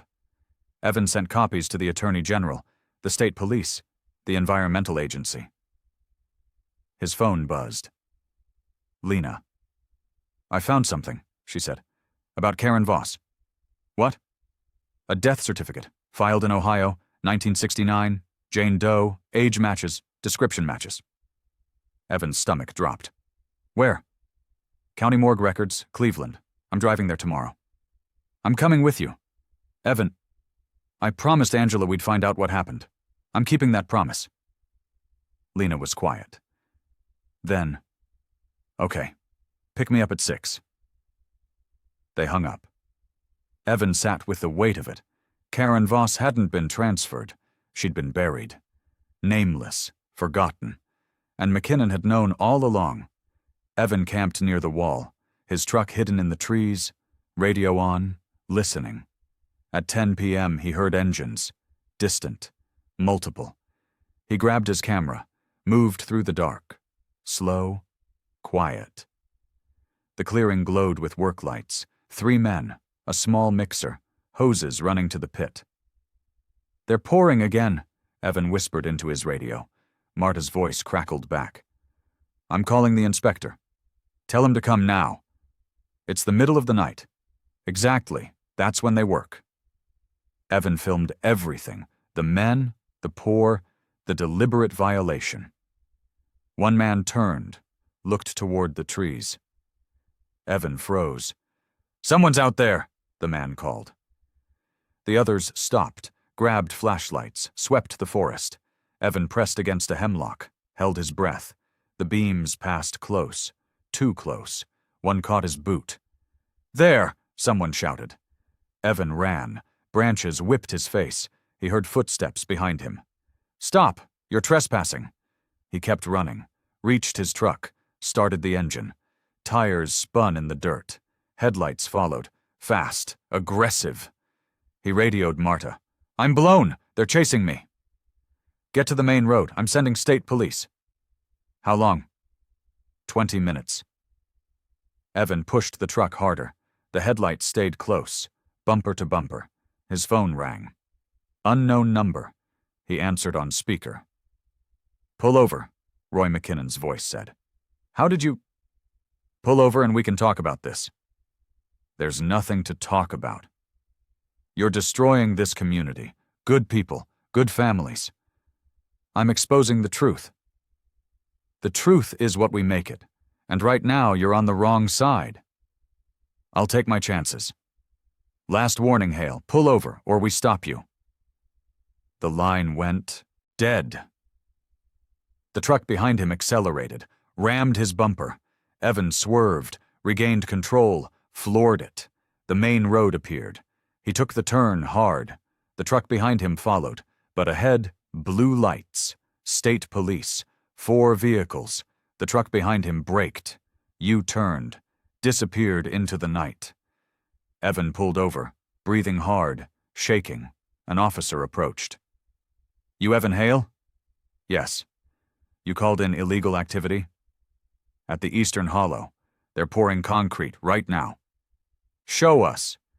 Evan led them back.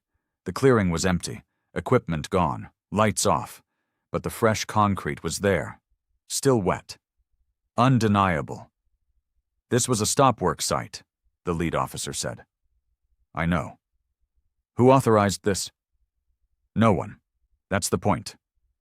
The officer photographed everything, called for forensics, secured the scene. At dawn, Dr. Arno arrived. He tested the fresh concrete, took samples. "This pour is blocking drainage," he said, "forcing contamination deeper into the aquifer." "Can you stop them permanently?" Evan asked. "I can recommend criminal charges. Environmental crimes, that's felony territory." "Do it." By noon, arrest warrants were issued for McKinnon's foreman, for 2 county contractors. But not for McKinnon.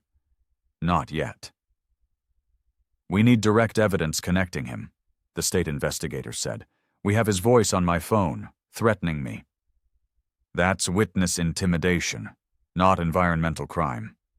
It's something. It's not enough." Evan found Ty at the ranger station. He looked broken. "I need to tell you something else," Ty said. "What now?" "McKinnon offered me full SAR funding, new equipment, salaries, everything." "When?" "Last week." "What did he want?" "He wanted me to say you fabricated evidence, that you planted the journal, the photos." "And?" I told him no. "Why tell me now?" "Because I'm scared. He's going to come after me, after my volunteers, after everything I've built." Evan sat beside him. "You did the right thing." "Did I? Because it feels like I just destroyed my life." "You protected the truth." "Truth doesn't pay bills. Truth doesn't keep people safe. Sometimes it's all we have." Ty looked at him. "You really believe that?" "I have to." That evening, Evan met Lena at her apartment. She'd returned from Cleveland. "I found Karen's file," she said. Her eyes were red. "She died from dehydration, heat stroke. The medical examiner ruled it accidental." "But it wasn't." "No, the report noted marks on her wrists, consistent with restraints, but no investigation followed." "Why not?" "Because she was listed as a runaway. No family claimed the body. She was buried in a pauper's grave." Evan felt sick. "Angela needs to know." "I already told her. She's devastated, but also relieved. She's carried the guilt for 50 years, thinking maybe she imagined it. Now she knows she didn't." "Yeah." They sat in silence. The weight of it settled heavy. "We have to get McKinnon," Lena said. "For Karen. For Angela. For all of them.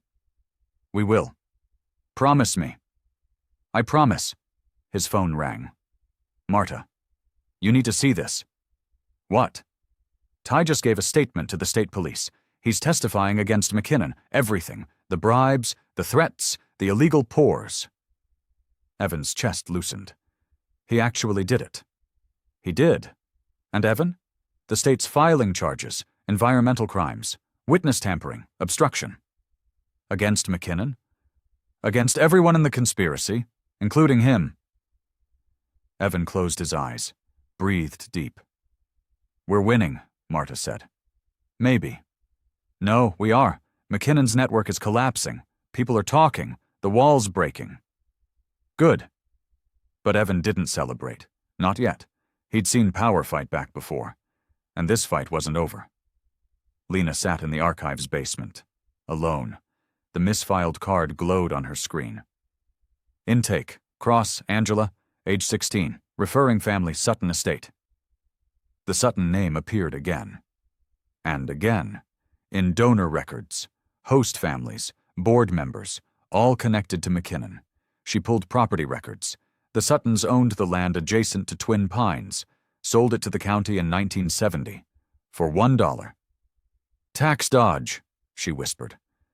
But more than that, the sale transferred liability. If anything came out about the camp, the Suttons were insulated. She found more. Sutton family members on county boards, in state positions, judges, lawyers, a network, protecting each other for decades. Her phone buzzed. Her mother, she answered. Lena, I heard you've been asking about Angela. I have. Why? Because what happened to her matters. It was a long time ago. That doesn't make it right. Her mother was quiet. Then, we did what we thought was best.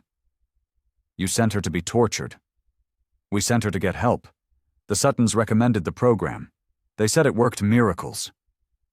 It destroyed her. We didn't know. They told us it was structured, therapeutic. Did you ever visit? Silence. Long. Painful. Answer me, Mom. Did you visit? No. They said family contact was discouraged, that it interfered with treatment. So you just trusted them. We trusted the Suttons. They were our friends. Good people. Good people don't run torture camps. Her mother's voice broke. I've lived with this guilt for 50 years. Don't you dare judge me. I'm not judging. I'm trying to understand. There's nothing to understand. We made a mistake, a terrible mistake, and Angela paid the price. So did Karen Voss. She's dead. Her mother gasped. What? Karen died at Twin Pines. Heat stroke. They covered it up. Buried her in Ohio as a Jane Doe. Oh, God. The Suttons knew, McKinnon knew, and they let it happen. Her mother was crying now. What can I do? Tell the truth. Testify. Help us expose this. I can't. The Suttons are still powerful. They'll destroy us. They already did, 50 years ago. This is about making it right. It's too late. It's never too late. The call ended. Lena sat in the dark, crying, angry, exhausted. Her phone buzzed. Unknown number. She almost didn't answer, but she did. Ms. Cross? A woman's voice, old, shaking. My name is Dorothy Sutton. Lena's breath caught. Why are you calling? Because I need to confess. Confess what? My husband ran Twin Pines with Roy McKinnon. I knew what they were doing, and I said nothing. Why are you telling me now? Because I'm dying. Cancer. 6 months, maybe. And I can't die with this secret. What secret?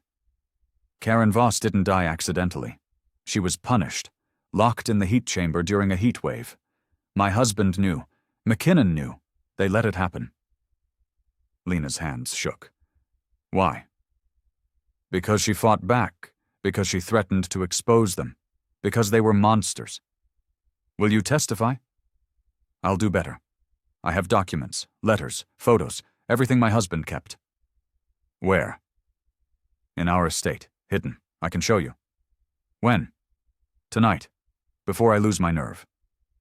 Lena called Evan. "You need to come with me." "Where?" "Sutton Estate.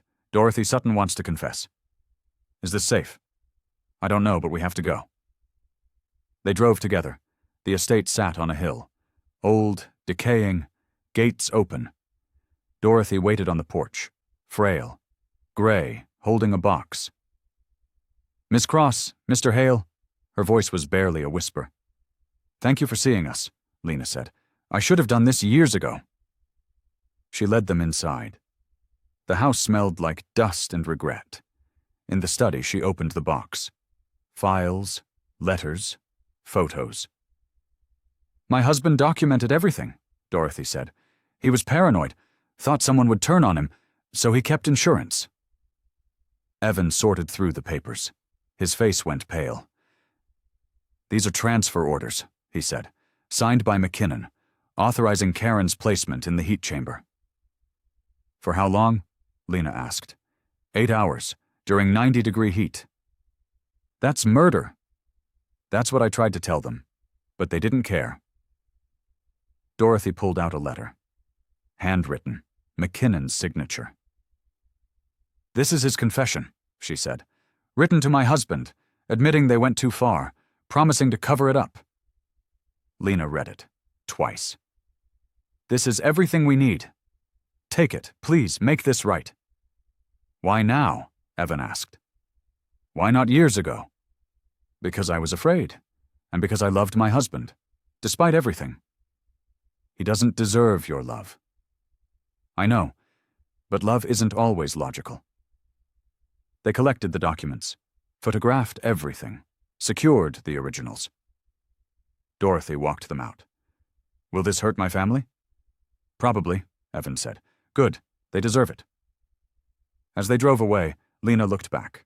Dorothy stood on the porch, small, alone, finally free. "That took courage," Lena said, "or desperation. Either way, we have him." At headquarters, they spread the documents, the transfer orders, the confession letter, the photos. Marta called the Attorney General, put her on speaker. "This is Assistant A.G. Morrison. What do you have?" They showed her everything. She went silent. Then, "I'm issuing warrants for Roy McKinnon. Immediate arrest." "When?" Evan asked. "Tonight.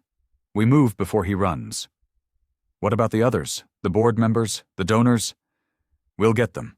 But McKinnon first." The call ended. Evan looked at Lena. "We did it," he said. "Not yet. Not until he's in custody." But for the first time in weeks, they felt hope. Real.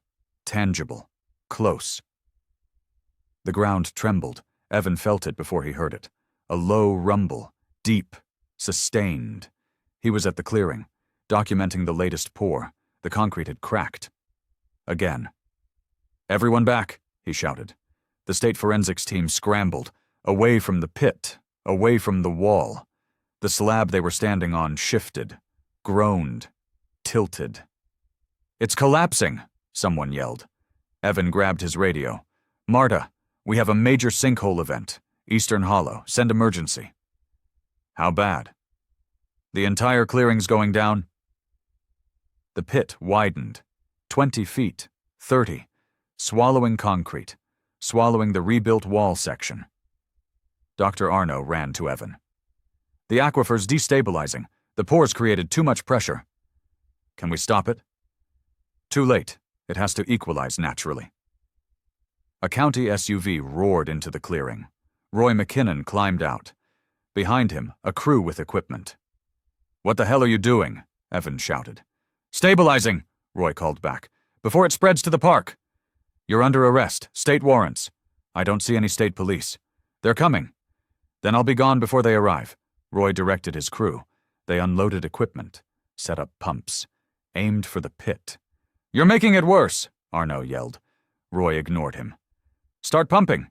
The inspector ran forward. "Stop. This is an active collapse. You'll kill someone." "I'm saving the county." The crew started the pumps.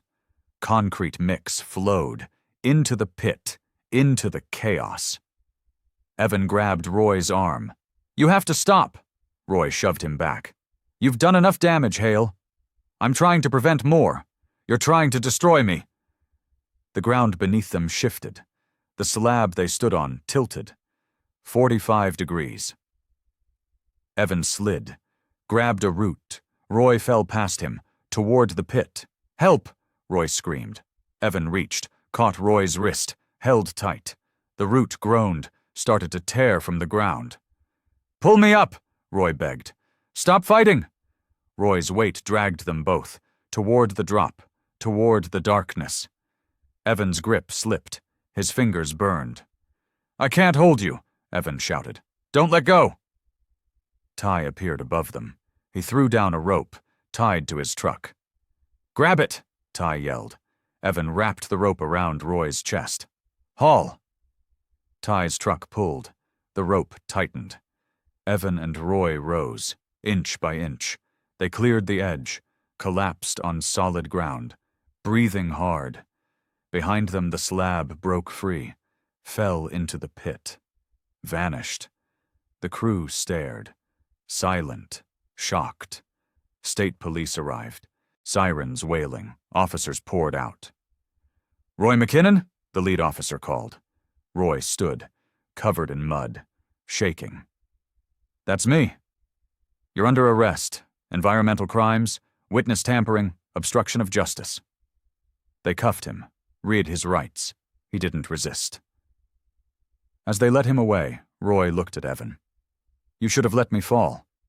No, you needed to face justice, not die. Same thing in this county. Not anymore. The officers loaded Roy into their cruiser, drove away. Evan sat on the ground. Ty joined him. You saved his life, Ty said. I saved the case. Dead men can't testify. Still, that took guts. Or stupidity. Ty laughed, exhausted. Yeah, that too. The forensics team returned, documented the collapse, the illegal pour attempt, the entire catastrophe. Dr. Arno approached Evan. The aquifer's compromised. Badly. We're looking at years of remediation. Can it be fixed? Eventually, but the damage is profound. McKinnon's paying for it. He can't pay enough. Marta arrived, surveyed the scene. My God. It's over, Evan said. Is it? Roy's in custody. We have evidence, witnesses. It's over. She nodded. Then let's finish it. That evening, they assembled everything. The journal, the photos, Dorothy's documents, Angela's testimony, Karen's death certificate. The Attorney General's office sent prosecutors. They reviewed it all, cross-referenced, verified. This is one of the most comprehensive cases I've seen, the lead prosecutor said. Will it stick? Evan asked. If even half of this holds up? Yes. McKinnon's looking at 20 years minimum. And the others? We're building cases. The board members, the donors, the foreman, all of them. How long? Trials start in 6 months. We move fast. Lena sat with the Karen Voss file. What about her family? Can they sue? Civil suits will follow. The county's liable. Probably bankrupt them. Good. That night, Evan drove to Angela's hospital. She was awake, stable. We got him, Evan said. She looked at him. Roy. He's in custody. Federal charges. He's not getting out. Tears fell. Did you find out about Karen? We did. I'm sorry. She didn't make it. Angela sobbed. I knew. I always knew, but I hoped. I know. Can her family know the truth now? They will. I promise. She gripped his hand. Thank you for not giving up. Thank you for being brave enough to speak. He left her there, crying, healing, finally free of the lie. Outside, the night air felt clean. Clear. They'd done it. Exposed the truth. Brought down a tyrant. But the cost weighed heavy, and Evan knew the real work was just beginning. The site looked like a war zone. State engineers ringed the pit. Yellow tape, orange cones, heavy equipment on standby. Evan stood with Marta. The superintendent joined them, stone-faced. This is a disaster, the superintendent said. This is justice, Marta replied. Call it what you want. The park's liability is enormous. The county's liability is bigger. They caused this. The superintendent looked at Evan. You stuck your neck out pretty far, Ranger. Yes, ma'am. Was it worth it? Ask the families of the kids who disappeared. She nodded slowly. Fair point. Carry on. She left. Marta exhaled. That went better than expected. She's covering herself. Smart move. The state's backing us, finally. Ty arrived with coffee, handed cups around. The media's here. Already? Evan asked. 3 news vans. More coming. Great. You should talk to them, Marta said. Why me? Because you found it. You documented it. You risked everything. So did Lena, so did Ty. Then all 3 of you talk. The reporters clustered near the tape. Cameras, microphones, questions shouted over each other. Marta called for order. We'll make a statement, then take limited questions. Evan stepped forward. 2 weeks ago, I discovered an unauthorized structure in this park. That discovery led to evidence of systematic abuse at a youth facility that operated here from 1959 to 1969. Multiple children were harmed. At least 1 died. County officials attempted to cover it up by destroying evidence and contaminating the site. Last night, the county commissioner was arrested on federal charges. Who was the commissioner? A reporter called. Roy McKinnon. What specific charges? Environmental crimes? Witness tampering? Obstruction? Possibly manslaughter? How many victims are we talking about? Lena stepped up. At least 37 children were processed through the facility. We've confirmed 1 death. Others are still being investigated. What was the name of the facility? Twin Pines Guidance Camp. County operated. Why wasn't this known sooner?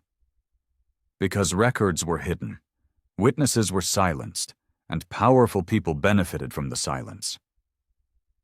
Ty spoke next. I'm a search and rescue volunteer. I was offered bribes to stay quiet. When I refused, I was threatened. This corruption runs deep. What happens now? Another reporter asked. Marta answered. The site is closed indefinitely. State and federal investigators are securing evidence.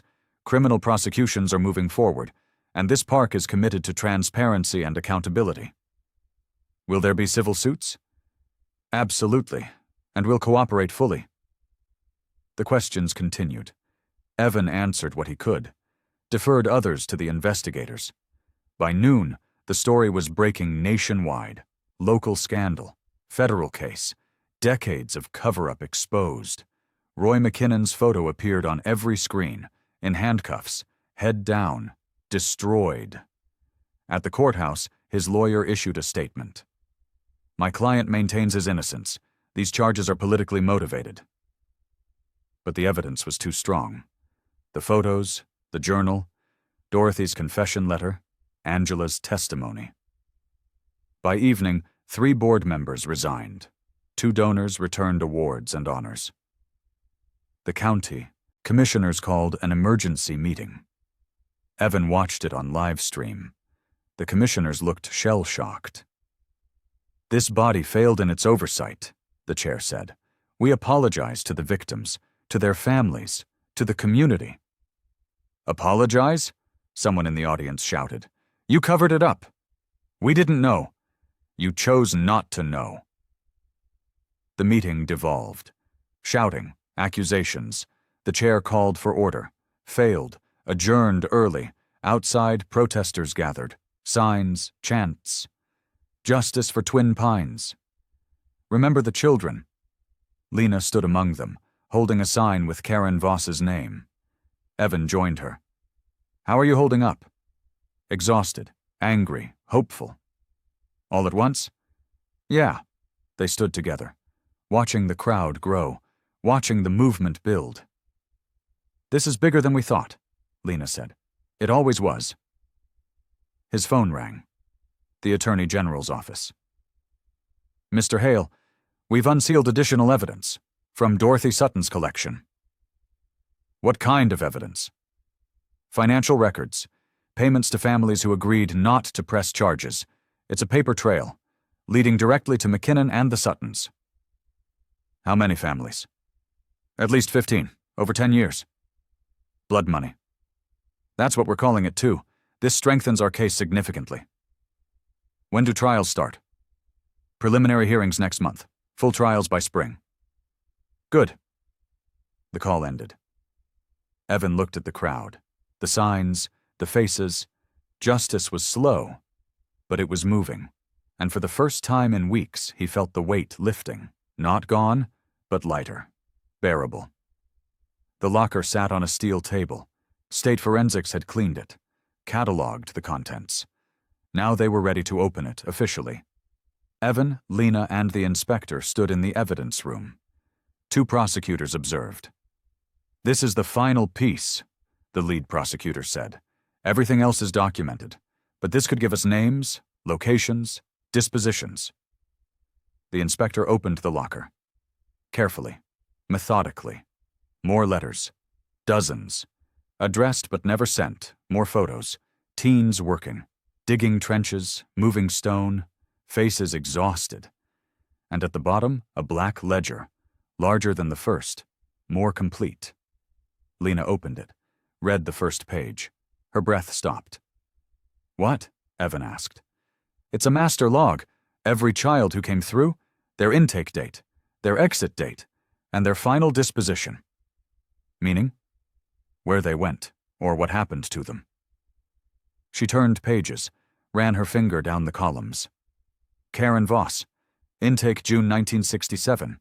Exit August 1967. Disposition. Deceased. Cleveland Morgue. "It's documented," Evan said. "It's murder, in writing." She kept reading. More names. More dispositions. Transferred to family. Placed with donors. Returned to parents.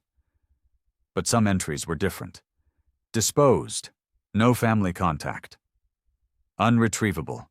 Medical incident. "What does that mean?" the prosecutor asked. Lena looked sick.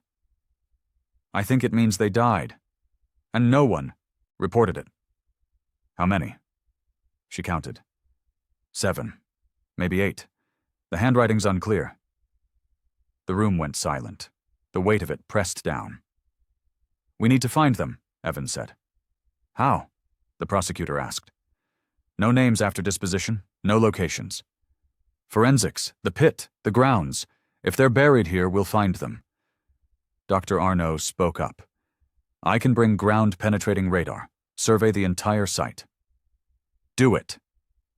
They spent the next 3 days scanning the clearing, the woods, the collapsed areas. The radar found anomalies. 3, maybe 4, shallow, consistent with human remains. "Here," Arno pointed, "and here, and here." The state brought excavators, forensic anthropologists, proper equipment. They dug carefully, preserved context, documented everything. The first remains appeared. Small, child-sized, wrapped in plastic, buried 3 feet down. The anthropologist examined them. "Female, age 14 to 16. Been here 50 years. Minimum?" "Cause of death?" the prosecutor asked. "Can't say yet, but the burial's inconsistent with legal disposition." They found 2 more, both children, both buried improperly. DNA samples were taken, sent to labs, cross-referenced with missing persons from the 60s. Evan stood at the edge of the excavation. Lena joined him. "They threw them away," she said, "like garbage." "Not anymore. Now they have names, dignity, justice." The forensic team worked through the night. By morning, they'd recovered all 3 sets of remains. The anthropologist's preliminary report was devastating. All 3 show signs of malnutrition, dehydration. One has a healed fracture, improperly set. Another has evidence of heat exposure, severe. "Heat chamber?" Evan asked. "Consistent with that, yes." The report went to the prosecutors. They amended the charges. 3 counts of negligent homicide, possibly manslaughter. Roy McKinnon sat in county jail. His lawyer tried for bail. Denied. At the hearing, the prosecutor read the charges. The defendant knowingly operated a facility where children died from abuse and neglect. He buried their remains illegally, he covered up their deaths, he silenced witnesses, and he continued this cover-up for 50 years. The judge looked at McKinnon. "How do you plead?" McKinnon stood. His face was gray, defeated. "Not guilty." The courtroom erupted. Families shouted. Protesters stood. "Order," the judge called. "Order, or I'll clear the room." The noise subsided, but the anger remained. Evan sat with Lena, Ty, Marta. Angela watched from the back. Dorothy Sutton sat in the front row, crying. The judge set trial for 3 months, no bail, high flight risk. As they led McKinnon away, he looked at Evan. No words, just a look. Hollow. Broken. Outside the courthouse, families gathered. They'd come from across the state. Parents, siblings, children of survivors. One woman approached Lena. Old. Fragile. "I'm Karen Voss's sister." Lena embraced her. "I'm so sorry." "Don't be. You gave us answers. Finally, after 50 years. It's not enough. It's everything." The media surrounded them. Cameras, questions. But Evan walked away. To the truck, to the quiet. Ty followed. "You okay?" "I don't know." "You did good, Evan. We found bodies. Children. In the ground. Because you didn't stop looking. I should have looked sooner. You didn't know. None of us did."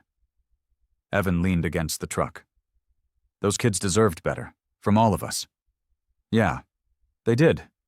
But at least now they have justice." "Is that enough?" "It has to be." They stood in silence, watching the families, the reporters, the reckoning. Lena joined them. "The prosecutor wants our full testimony, for trial prep." "When?" Evan asked. "Next week." "I'll be there." "Me too," Ty said. They drove back together, to the park, to the site, to the cleared ground where children had been buried and forgotten. A memorial was being planned. Stone markers, names, a place to remember. Evan stood where the wall had been, where the truth had been hidden. "We did it," he said quietly. "Yes," Lena replied. "We did." But the cost weighed heavy, and the healing would take years. Still, it was a start. Roy McKinnon resigned. The county commission accepted. Unanimous vote. No debate. His lawyer issued a statement. "My client maintains innocence but recognizes his presence is a distraction to the county's healing process." Translation: he was drowning and grabbing for any lifeline. The trial prep consumed 3 months. Depositions, evidence review, witness prep. Evan testified for 6 hours, walked through every discovery, every photo, every choice. "Why didn't you stop when ordered to?" McKinnon's lawyer asked. "Because children had died, and someone needed to care." "You appointed yourself investigator?" "I appointed myself witness. There's a difference." "Is there?" "Yes. Witnesses tell the truth. Investigators find it. I did both." The lawyer tried to discredit him, paint him as obsessed, vindictive, unstable, but the evidence spoke louder. Photos, documents, bodies. Lena testified next, about the records, the intake cards, the patterns of erasure. "Did you have authorization to access restricted files?" the lawyer asked. "I had professional responsibility. That's authorization enough." The county disagrees. "The county covered up murder. Their disagreement is irrelevant," Angela testified. Via video. Too fragile to appear in person, she described the heat chamber, the cellar, the systematic cruelty. The jury listened. Silent. Some cried. McKinnon's lawyer tried to object. "This is decades-old testimony, unreliable." The judge cut him off. "The witness is under oath. The jury will decide reliability. Proceed." Angela finished. The video ended. The courtroom stayed quiet. Ty testified about the bribes, the threats, the pressure to stay silent. "Why didn't you accept the money?" the lawyer asked. "Because I have a conscience. Many people take legitimate funding. This wasn't legitimate. It was hush money." "That's your interpretation." "That's the truth," Dorothy Sutton testified. Frail, dying, but determined. She handed over the confession letter. Read it aloud. Her husband's words. McKinnon's admission. "We went too far with the Voss girl. Need to ensure no records surface. We'll handle disposal personally." The courtroom gasped. McKinnon's face went white. His lawyer tried damage control. "This letter is hearsay." "It's a signed confession," the prosecutor replied. "From your client to a co-conspirator. That's an admission." The judge agreed. Overruled. The letter stands. The trial lasted 3 weeks. 40 witnesses. Hundreds of exhibits. The prosecutors built an unbreakable case. Abuse, neglect, cover-up, murder. McKinnon's defense crumbled. His character witnesses recanted. His alibi witnesses contradicted themselves. On day 18, the prosecutor gave closing arguments. Roy McKinnon ran a torture facility. He called it guidance. He called it help. But it was systematic abuse. And when children died, he buried them, literally and figuratively. He erased their names. He silenced their families. And he spent 50 years building power on top of their graves. "That ends today," McKinnon's lawyer responded. "My client was a young man, doing his job, following county directives. If mistakes were made, they were systemic, not individual." "Bullshit," someone in the gallery whispered, loud enough to hear. The judge banged the gavel. "Order." The jury deliberated 2 days, came back with verdicts. Guilty. Environmental crimes, guilty. Obstruction, guilty. Witness tampering, guilty. 3 counts negligent homicide. Sentencing came a week later. The judge was thorough, methodical, unforgiving. "Mr. McKinnon, you held a position of trust. You were responsible for vulnerable children. You failed them catastrophically. And when confronted, you chose cover-up over accountability. The damage you caused is incalculable. Families destroyed, lives lost, a community's trust shattered. This court sentences you to 25 years in federal prison. No parole. You will spend the rest of your functional life behind bars." McKinnon showed no emotion. Just nodded. Stood. Was led away. The courtroom erupted. Applause, tears, relief. Outside, the families gathered. Karen Voss's sister spoke to reporters. "This doesn't bring her back, but it says her life mattered, that what happened to her was wrong. That's more than we've had for 50 years. Evan stood at the edge, watching, processing. Lena found him. "How do you feel?" "Empty. Relieved. Sad." "Yeah, me too." "Is this closure?" "I don't think closure exists, but this is accountability."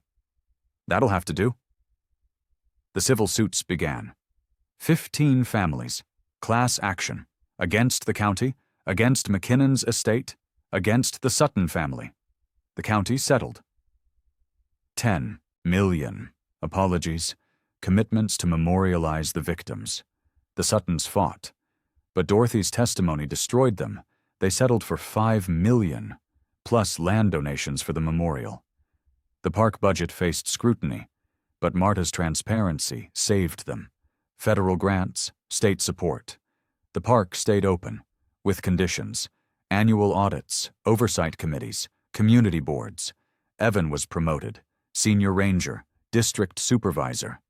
He turned it down. "I just want to walk the woods, keep them safe." "Fair enough," Marta said. Lena left the archives, took a position with the State Historical Society, documenting abuse in institutional settings. "Someone has to remember," she said, "so this doesn't happen again." Ty rebuilt SR.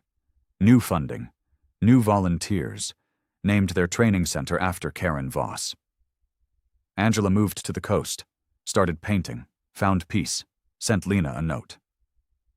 "Thank you for making me matter." Evan returned to his cabin, His truck, his trails. The eastern hollow was closed. The memorial rose. Stone markers. Each child's name, their age, the year they vanished. He visited sometimes, stood silent, remembered. Justice had been served. But the weight remained. Some things you carry forever. 6 months later. Spring. The forest woke green and bright. Evan walked the wall's perimeter one last time. It was gone now. Dismantled. Removed. The ground grated flat. But the scars remained. In the soil, in the memory, in the community. Official barriers replaced the cinder blocks. State markers, historical designation, protected ground. The memorial dedication drew hundreds. Families, survivors, officials, press. The governor spoke. We cannot undo what happened here, but we can ensure it's never forgotten. These children matter. Their lives matter. Their truth matters. A choir sang. Children from local schools, their voices clear, innocent, defiant. Karen Voss's name was read first, then the others. 7 more, all found, all identified. Lena stood with her mother. They held hands. Her mother cried. I'm sorry, Angela. I'm so sorry.